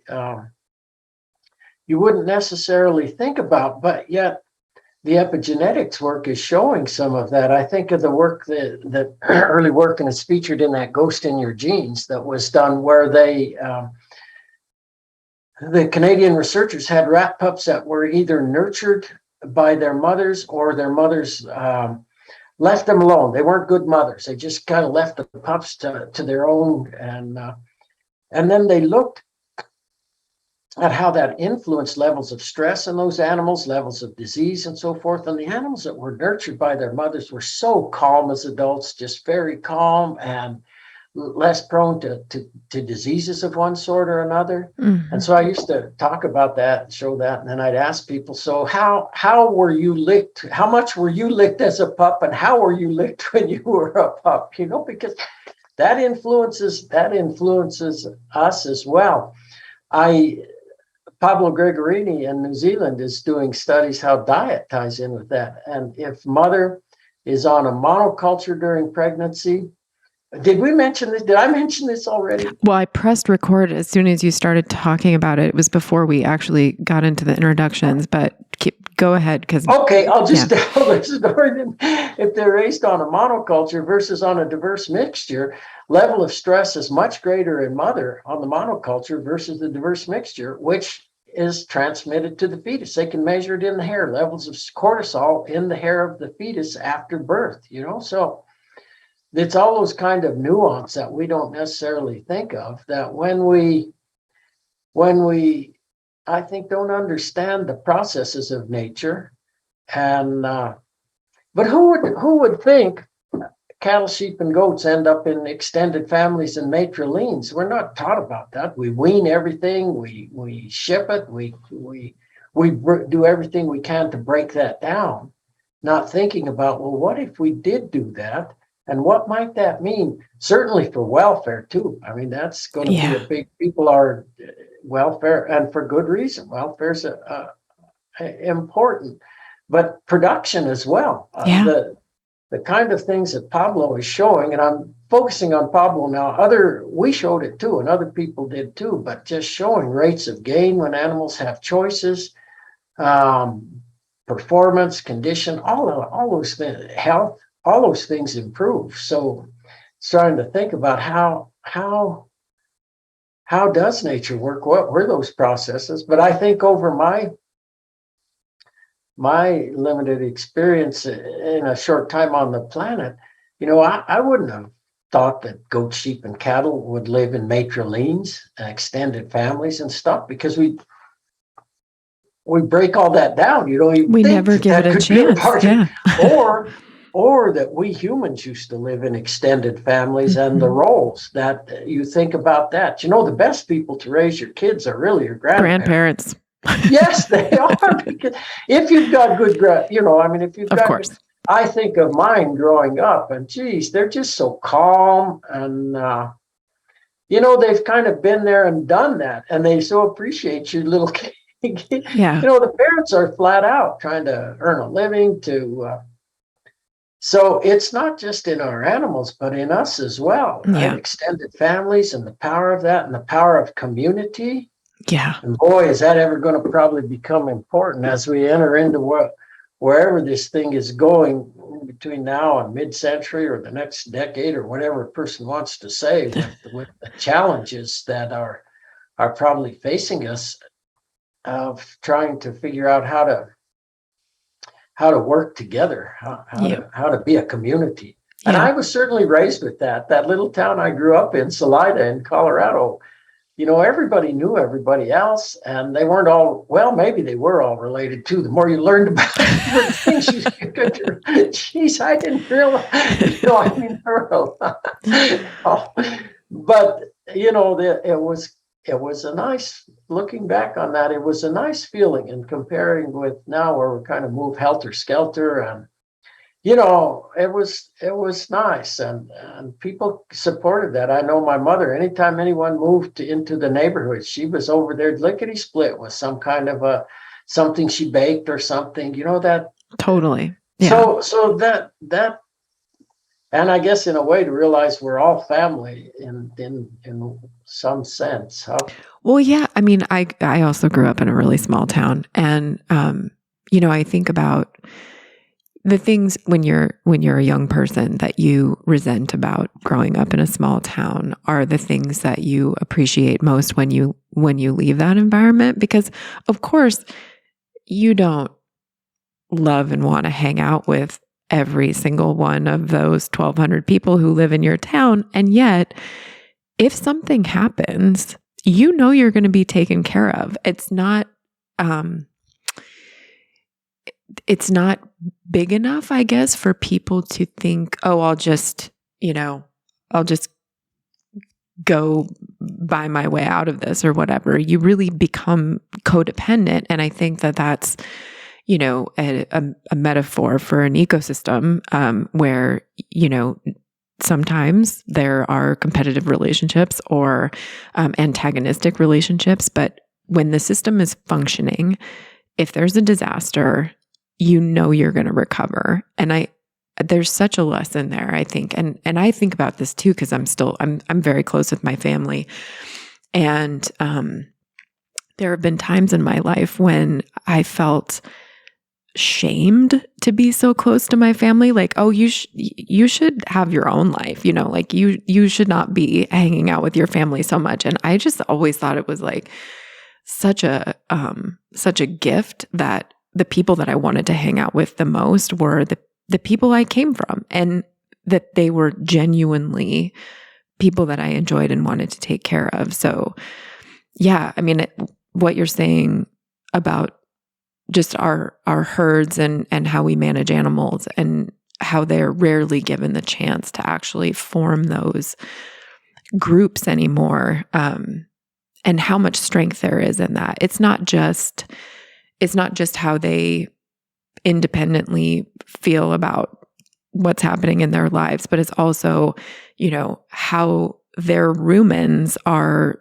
building a microbial community in that ecosystem, and how their meat is feeding other animals in the ecosystem. And it's very fascinating when you think about all the little connections. Yes, and to think how much we share, how much we have in common, and in a good sense, in a very good sense. What you said makes me chuckle too, and reflect back, because I am, as an old person, romanticizing that growing up, but I couldn't wait to get out of that little town. Actually, me neither. And go to college. You had enough of the cliques in high school and all the rest. But then you look back on it and you do think of what that was and what you had, and you're very grateful for that. And you see the value in that. And it's a natural part of growing up too, Hanya, asserting your independence in a way. Huh? It's a kind of a balance between the culture and the individual, and striking a good balance But yeah, I'd kind of forgotten about that till you mentioned it. I couldn't wait to get it. Yeah, no, it was just like counting the days. Yeah, but then I couldn't wait to come back too. You come back to it and yes, it just that's right. feels right. Yeah. So you touched on this a little bit, and again, this sort of, I guess, connects your work with Behave and your early book, The Art of Shepherding, which had a huge influence on me as well. I think there's an interesting thing to study with animal behavior and the difference between fencing and herding and size of paddock or size of field and diversity of field and animal behavior. And I would love for you to just kind of share a little bit about what your biggest observations were in some of those pastoral societies where animals, kind of traverse huge landscapes that are owned by many people versus, what we try to recreate with fencing to, mimic predator behavior, and how much can we really do that? Is fencing better than nothing if you can't shepherd? Or I think you know what I'm asking, but if you could just reflect on that a little bit, it'd be great. Oh yeah, absolutely, Mimi. Well, let me give a little bit of background on that. The book that you mentioned with the beautiful cover, that the photo was taken by Michel Miret, who just is fabulous as a photographer. What happened was Michel Miret published that book in French, and Michel and I knew one another through the scientific literature. He had spent many, many years working with shepherds, studying shepherds, trying to understand what they were doing. The Behave Project came about, and I thought it will be fun to see if we can get Michel over here to talk at one of our Behave meetings. And so I contacted him and I said, but you can't come unless you bring a shepherd with you. You need to bring a shepherd. And he said, well, I'll see if I can get one. I don't know if they'd be interested to come. Well, like 30 shepherds wanted to come. They all wanted to come and tell their story, because they're proud of what it's not just kind of like we might think, well, you don't need a PhD from Yale to go out there and just follow around a bunch of sheep. That's this terrible kind of way to. Their knowledge is so deep about natural systems and the nuance of that. They have PhD from Harvard in that, And so we coined this term in the introduction. I said, we need to recognize them, and I thought, let's call them ecological doctors, because what they're doing is healing landscapes. Not only are they producing animals, and that's very much a part of what they were they were doing, working with conservation groups and wildlife groups, going back to where we first started. That was the idea. So Michel came to the meeting, and he brought a lady with him, and she just did a fabulous job of talking about shepherding and what they do, and talking about how shepherds look at landscapes, and they're looking at all the different habitat types that are in a landscape, and then they're thinking each day, how are we going to move those animals so that they utilize all of the landscape, not just the best stuff, but they utilize even the stuff you think is disgusting. And then they're thinking, well, how do you set that up? Can you, through appetizers, phases, main course, booster stages, dessert stages, can you set them up to be able to utilize plants that they might ordinarily not utilize? That's where Michel and I had really connected years before that, because we were showing that, an appetizer, for instance, an appetizer of bitterbrush helps animals to eat way more sagebrush, because the tannins in bitterbrush evidently bind up the terpenes in sagebrush. We're showing an appetizer of tannin-containing forbs like sandfoin or birdsfoot trefoil help animals to use endophite-infected tall fescue, which is a nasty plant. Again, same sort of thing. So. And the shepherds don't think so much in terms of individual plants like we were looking at those relationships. They think of habitat types and complementarities among suites of plants, which is great. But so to me, it's the most nuanced thing. And when you start to appreciate, and Michelle and I, so anyway, Michelle said we should translate the book into English, and would you help? And I said, yeah, and so that I don't know French, but other than what I learned in 8th grade, it's long gone now. But anyway, mine is marred from Madame Wagner. Yeah. But anyway, we got a translator and we worked, and as a translator would translate, then I'd read the English version, and we did that, and then wrote an introduction for it. So it was a chance to try to get, and Michelle was always disappointed that it didn't sell more. I think it sold more copies in French than it did in English. But I told her, Michelle, it doesn't matter the number, it's the people who buy that book. That's what's key. Who's buying that book? People like Mimi, Yep. No, I mean, well, it's who's buying that book that matters. But we were asked to write an invited synthesis paper for rangeland ecology and management. We titled it The Art and Science of Shepherding, and we just tried to blend the art part with what's known in the science part. And it goes back to what we were saying. It's such a beautiful blend when you get principle and process linked with what's happening on the ground. And just the shepherds, their nuance, their understanding of behavior from living with those animals. It's fabulous. And so here as you mentioned, we've gone much more to fencing and fences and so forth as a way to work with animals, in some ways of necessity, I think. But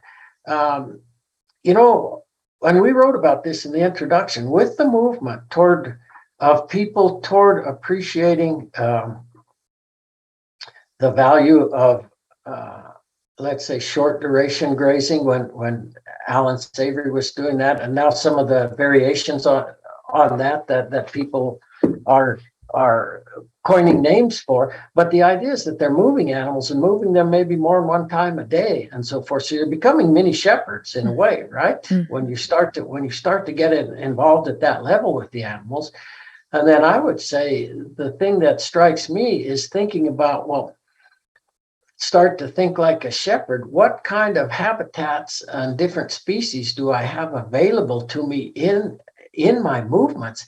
And can I think like a shepherd about ways to set up appetizer, booster, main course, dessert, and to utilize plants that they might not ordinarily utilize to improve the landscape, to improve performance?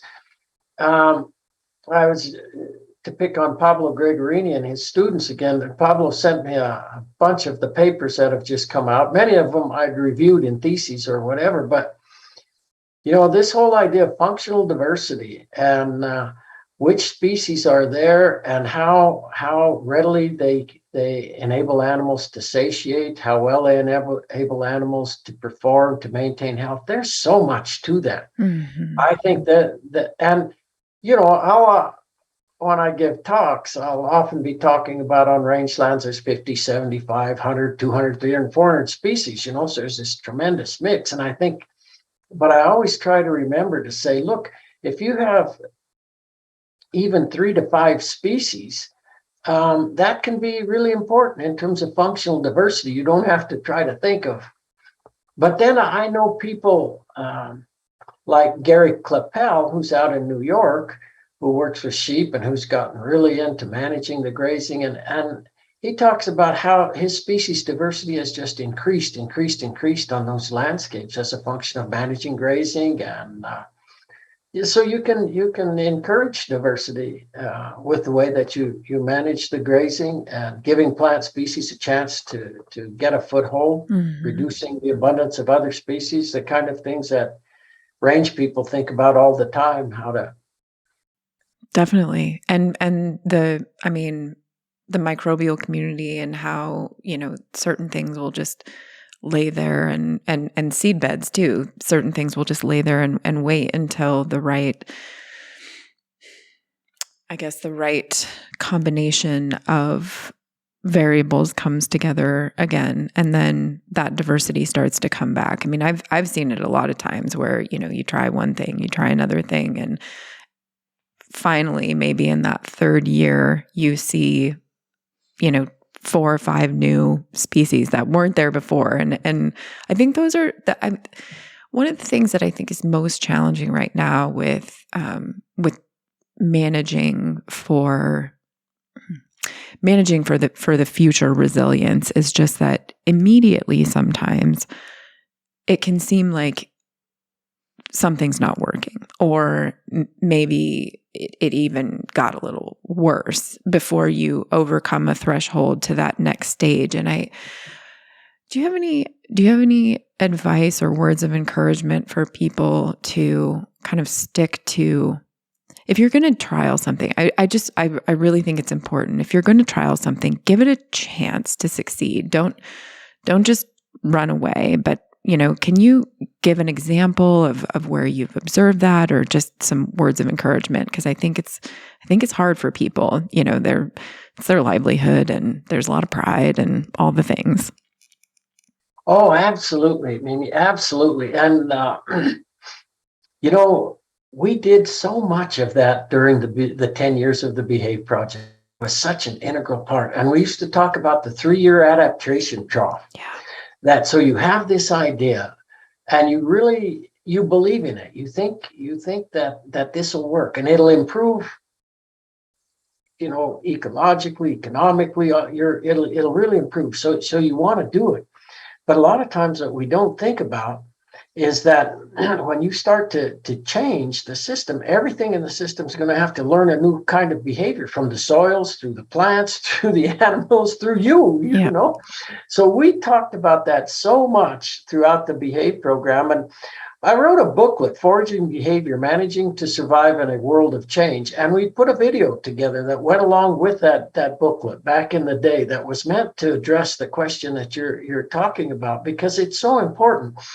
And this 3-year adaptation trial, the first year, things go south, and you think, oh my gosh, and then the next year maybe gets a little better. And by the third year, things are starting to be pretty good. But if you don't persist in your belief and have faith, you can turn around. And I'm thinking now just of one example where we're working with dairies back in New York. Daryl Emick was a state rangeland conservationist for NRCS, traveling around the country talking about pasture-based dairying and the value of pasture-based dairying. And in those days, we weren't talking so much about what that can do for the quality of milk, actually, all the compounds that get milk, but economically, it was a big deal. But Daryl says, so you're talking with the producers, and we've got video. That's part of the video. Daryl talking was one piece of that. He said, so take this animal. It's been born and raised in confinement. It's never been out a day in its life. And you turn it out, walks out there, takes a look at the pasture, turns around and goes back. No, thank you. Back to the barn, And we've got video of all that in that little segment with Daryl. And so then the producer, and what happens to milk production? Well, it drops like a rock. And so the producer says, well, yeah, this sounds good, but I don't think so. But now, gotten involved a bit directly and a bit indirectly, but with these big outfits that produce chickens. I won't say names. Just I don't know if it would be good or not good, but it doesn't matter. But they have the same problem with the chickens when they want them to go out to forage. They have pasture-based chickens. If they're born and raised in confinement, they don't know that out there.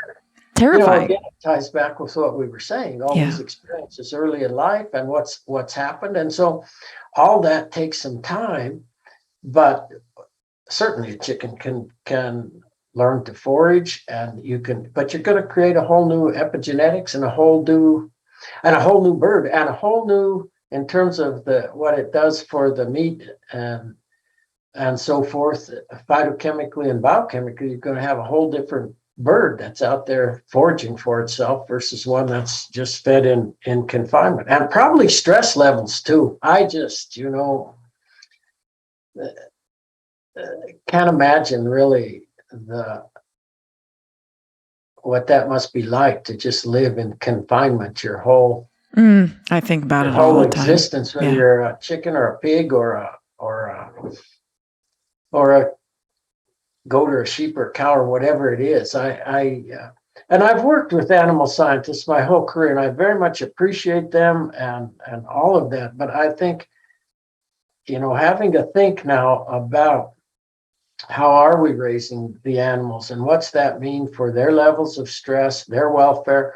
What's that mean in terms of the quality of meat and dairy and the environment when you look at the whole broader footprint of, so there's this whole thing that you can finish animals more quickly in a feedlot than you can on pasture. Well, that's debatable. And I've been sharing some really good emails with folks about that are working with people around the country. And, when you have proper genetics, phenotype, epigenetics, good mixtures of plants, good management practices, and so forth, you can cut back how long it takes to finish animals, and then you can be improving the carbon footprint, not making it worse. Totally. Yeah. So those are all really big issues, from the welfare of the animals to the human part, to our health, our health, environmental health. All those things can become very important part of this. Yeah. I know I've almost taken 2 hours of your day, and I want to be respectful of your time, but I would love it if you want to, and you don't have to, because I know you're still working on these things.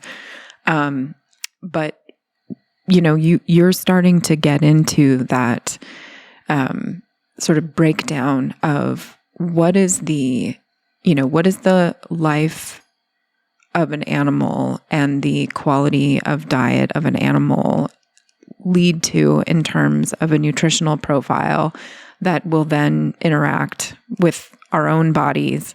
And I think that's the expanding frontier of, where this work should be taking us is we want to be eating not according to some, sort of religious doctrine about meat is bad, meat is not bad, only plants, whatever it is, whatever thing it is. I think we need to just understand that there's a potential health of every organism, and that when that is realized, then it's food. And all these other things that we do, just don't qualify. And would you like to reflect on any of the work that you're doing, or even just, kind of broadly talk about some of that? Sure, Mimi, I'm happy to do that. And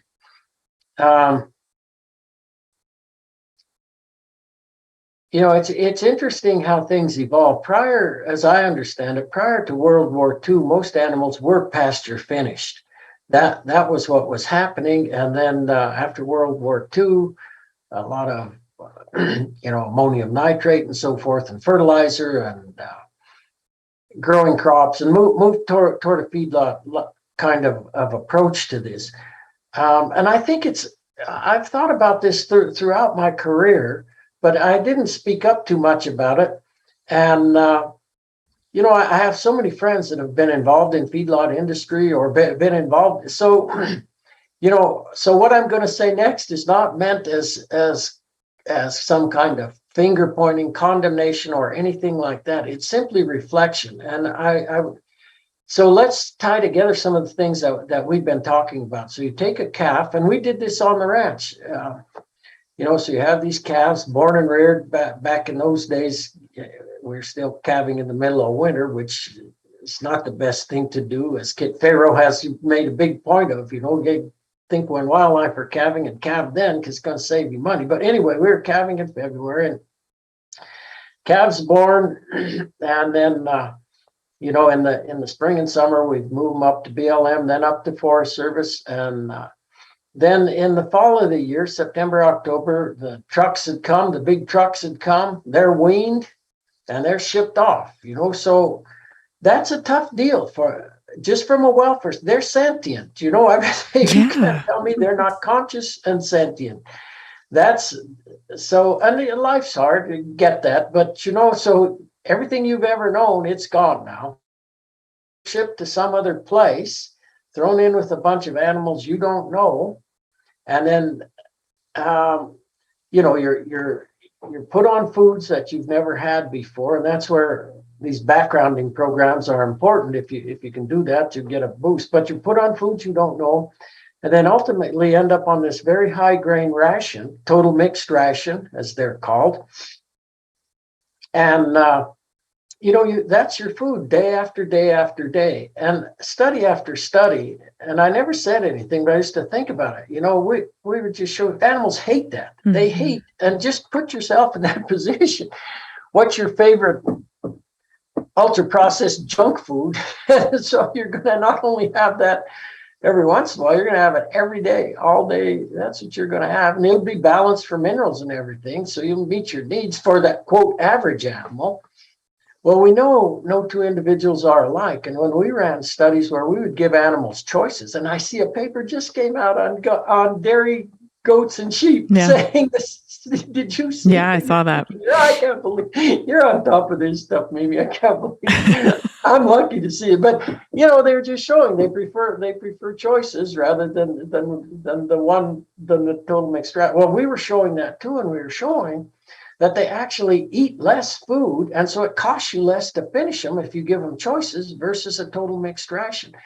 So, but the other thing that we did, there was a time when we were trying to understand how do goats, or how do animals in general, we were working with sheep actually, how do they know if a food is toxic? What are they doing? And so we were working with these antiemetic drugs with the idea that they feel sick. Mm-hmm. You know, it's simplistic. It was totally simplistic. But the fact is, we showed, and people were doing some work with end-of-fight infected tall fescue. If you give animals antiemetic drugs, they eat more fescue, they eat more grain, they eat more of these. Why? Because you're knocking out the system that part of the system that's allowing them to sense that. Well, you know, I think about that. Geez, here they are on these total mixed rations. And I mean, talk to the feedlot guys. Intake is going like this. It's cycling up and down. Well, they get enough, they get sick, they go down, and then they come up. So, you know, there's and then all the antibiotics that are given and so forth. There's just a whole bunch of things that from a welfare standpoint aren't good for animals, that when you have them on pasture and that they have a diverse array of foods to eat, and they're left with mother and so forth, you've got a totally different in terms of levels of stress. And we measured that with bison. I'm jumping around, but when we were working with Turners, we were looking at tight versus loose confinement. We were looking at giving choice versus no choice during finishing. And, you know, those things, tight confinement, no choice, levels of stress go up. You can measure it in cortisol levels. It's stressful for those animals. So, and then as Pablo Gregorini always tells me for meat milk, he said, quote, and then we eat that. Mm-hmm. So he's making the point. On the other hand,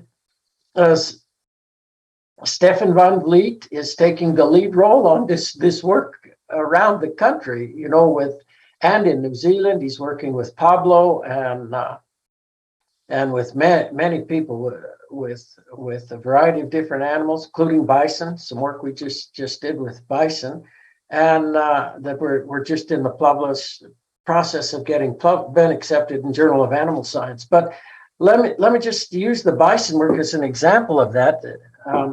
So we had animals that were out on rangelands with their mothers eating a diverse array of different plant species. And then we had animals that were in pens, loose confinement, given a choice of meadow hay or alfalfa hay or corn.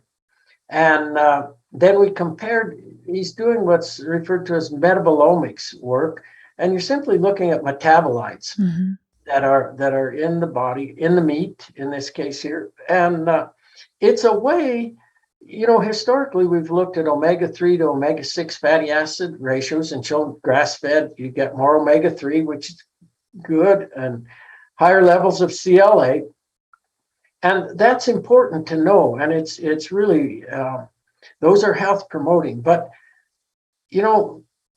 meat will have like 40 some thousand different kind of compounds. It's complex. It's extremely, extremely complex. And our idea is, let's try to get a broader picture of what happens under these different feeding regimes, diversity versus no diversity and so forth. Because when it goes into a body, the body, it's a miracle. It's integrating all that, it knows what to do with those four. That's amazing to me to think. It's beyond reductionist science by a long way. How you have to start thinking really about the broad picture.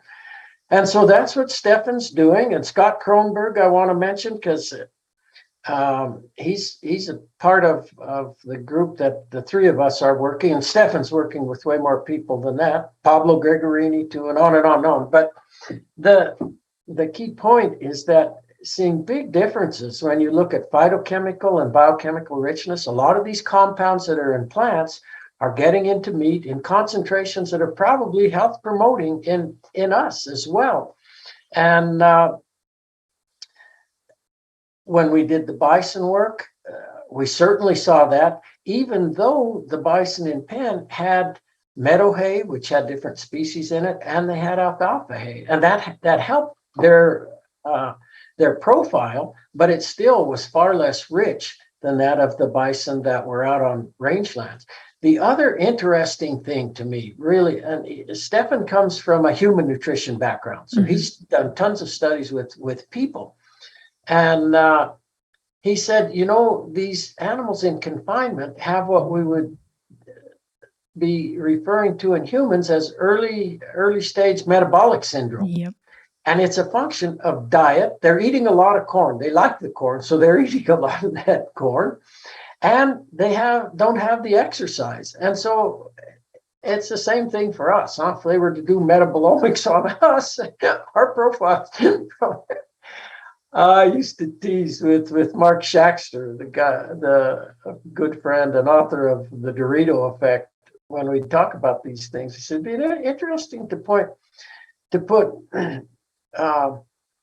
bodies of animals out there that have these different profiles and see if predators would discriminate amongst them. And I used to say, if I died out there, they'd see me as too toxic to eat. Most of us, I think. Yeah, maybe most. Yeah. Yeah, honest to goodness, when you look at our profiles. But anyway, that's a little flavor. And where Stefan's going to go that I think is so valuable. So this is still laboratory kind of work with GC, mass spec, and so forth.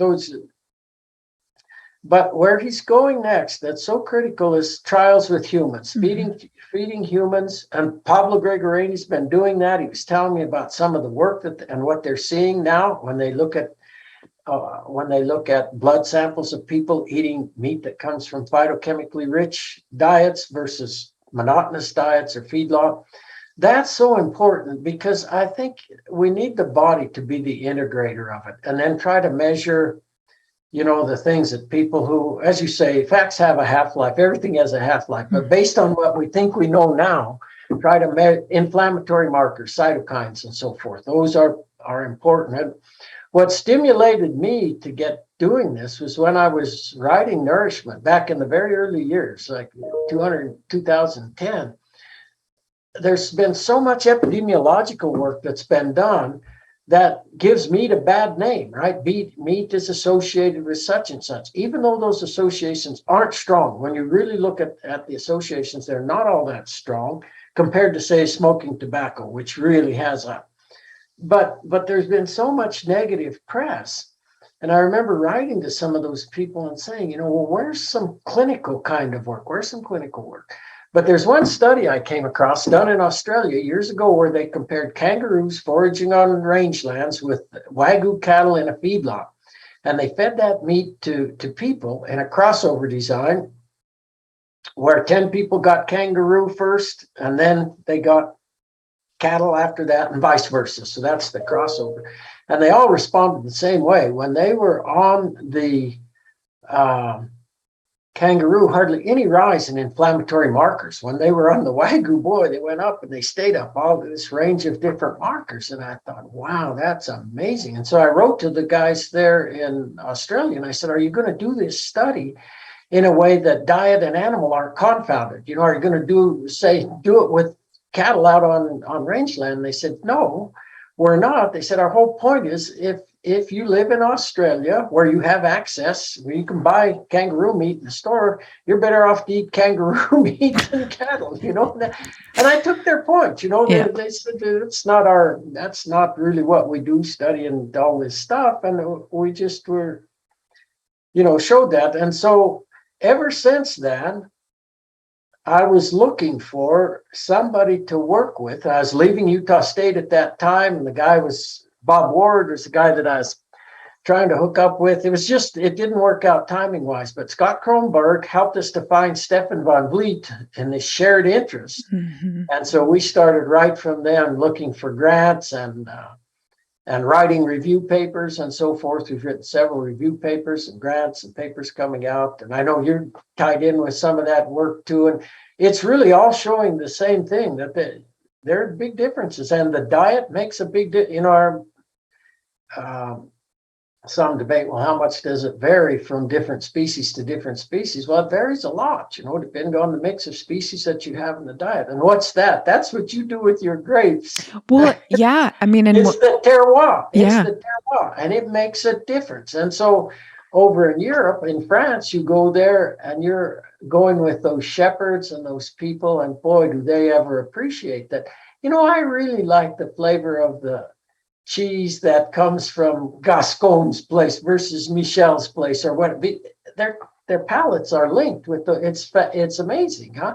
We've as a culture moved out of that, but I know you haven't. That's it with the grapes, right? Well, and we can get it back. I mean, that's what I think is so powerful about some of what Stefan's work is going to illustrate. Is just that there is a terroir of everything, and you know, the plants themselves, when they're growing in a diverse environment. I mean, we've been looking at, you know, wine grapes on a mass spec for a long time, because it's important for wine structure and wine quality to have a diverse number of polyphenols in your fermentation.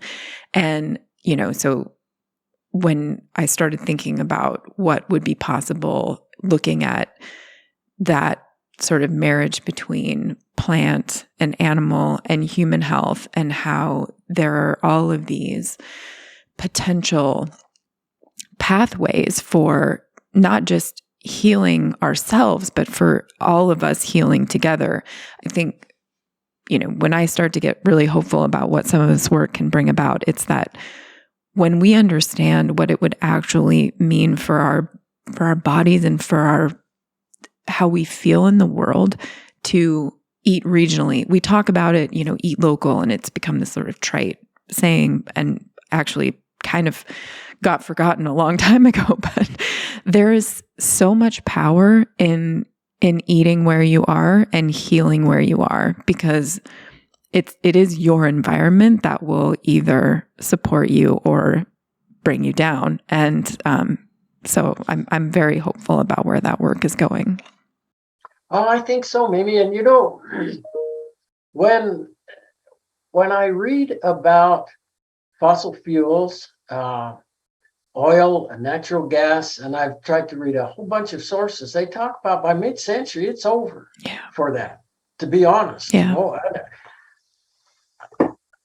if there's any truth to that, we're going to get very local, aren't we? Yes, we are. We're going to have to get local. We're going to have to get local and realize the beauty and value of all that, in the sense that I think we've been trying to allude to, at least, huh? Yeah. Well, Fred, it's been a little over 2 hours, and I'm so grateful for your time. And of course, like we predicted, we got through about 35-40% of all the questions that I have. So hopefully we can have another date in the future. But I just want to thank you for all the work that you've done, and for what it means, I think, to people who discover that work. And I certainly am going to continue to share it as much as I can. And we will link to all of the resources that we've referenced in this conversation. But mostly I want to thank you for who you are and how you show up in the world, because you just bring so much joy and curiosity to every conversation. And I love that about you. It's just infectious. So I hope you carry on and keep doing what you're doing, because the world needs it. And I certainly appreciate it a lot. Thank you so much, Mimi. You're bringing tears to my eyes. You know that. I wish we were together so I could give you a big hug. Me too. That's what we need to make that happen. And I feel the same about you, Mimi. We share the same sentiments about it all, huh? Yeah. About every bit of it. And it's just been wonderful to be here with you, Mimi. I've looked forward to this so much, honestly. Me too. I'm not kidding you at all. Me too. It's been every time we rescheduled, I got a little joyful, because I was like, okay, now I have something, I can keep pushing it out and have something to look forward to. So we'll have to do it again. That's funny you say that, Mimi. I thought that a little bit today too. Oh boy, no, that's going to be sad that we. I know that we actually did it. Well, we should schedule one more date. That would be great. The rest of those questions that you have, and I'll have more. The best questions lead to more questions.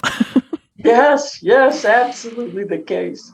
Well, Fred, thanks again, and I very much look forward to next time. So I'm going to say goodbye for now, but thank you so much again, and we'll talk soon.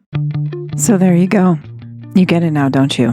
If you were a hobbit making your way through the darkest hour of Middle Earth, the person that you would hope you ran into striding along through the forest on a giant hare would be Fred Provenza.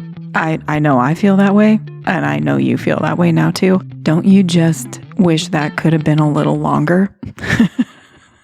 I know it was really long.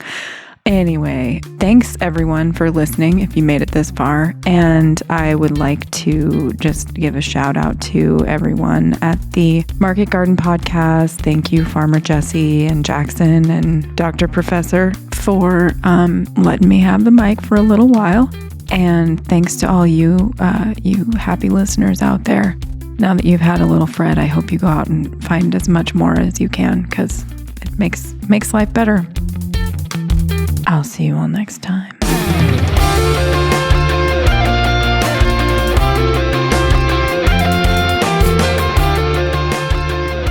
Hey, you all, Farmer Jesse here, just jumping in real quick to catch you up on some of what we have going on. If you are still deciding on what conference to attend this year, I might recommend the Organic Association of Kentucky Conference, also known as OAK, in late January, the 26th through the 28th, I believe, of 2023.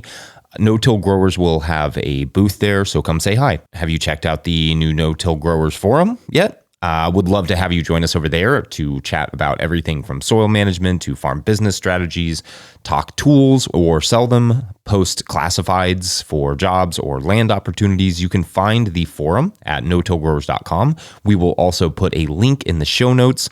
Also, like everything we do, the forum is free and open to the public. If you'd like to support our work, you can pick up a copy of the Living Soil Handbook at notillgrowers.com or one of the no-till hats, which are back in stock.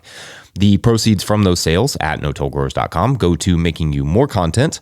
Or lastly, you can always become a Patreon member at patreon.com/notillgrowers, where not only may you get discounts on stuff, but at a certain level, or if you just bump up from one level to another, you get a shout out on the show. So big shout outs this week to these amazing folks: Dan Glover, Scott Roser, Rob Soma, Sean at All About the Garden, We the Center, Joseph Sanguinetti, Bill Altman, Ian at Grindstone Farms, Danny Rodriguez, Alex Sawatsky, Pear Tree Hill Farm, Steve Burr, Stephanie and Alex, Stephen Smith, Jason Ruel, Ojai Roots, Scott Harris, Earth Care Farmer Jane Murner Cynical, Asia Smith, Tony Lopez, Clement, Thomas Eliason, Judson Taylor, Grown Up Farm, Jacob Arthur, Bob and Ann Patton of Hexhamshire Organics, Jared Kirst at Rivendell Farm, Dan Brisebois, Jay McCombs, Tim Baldwin, Esoteric Culinary, Steve Larson, Fiona and Donnie of Firefly Farm,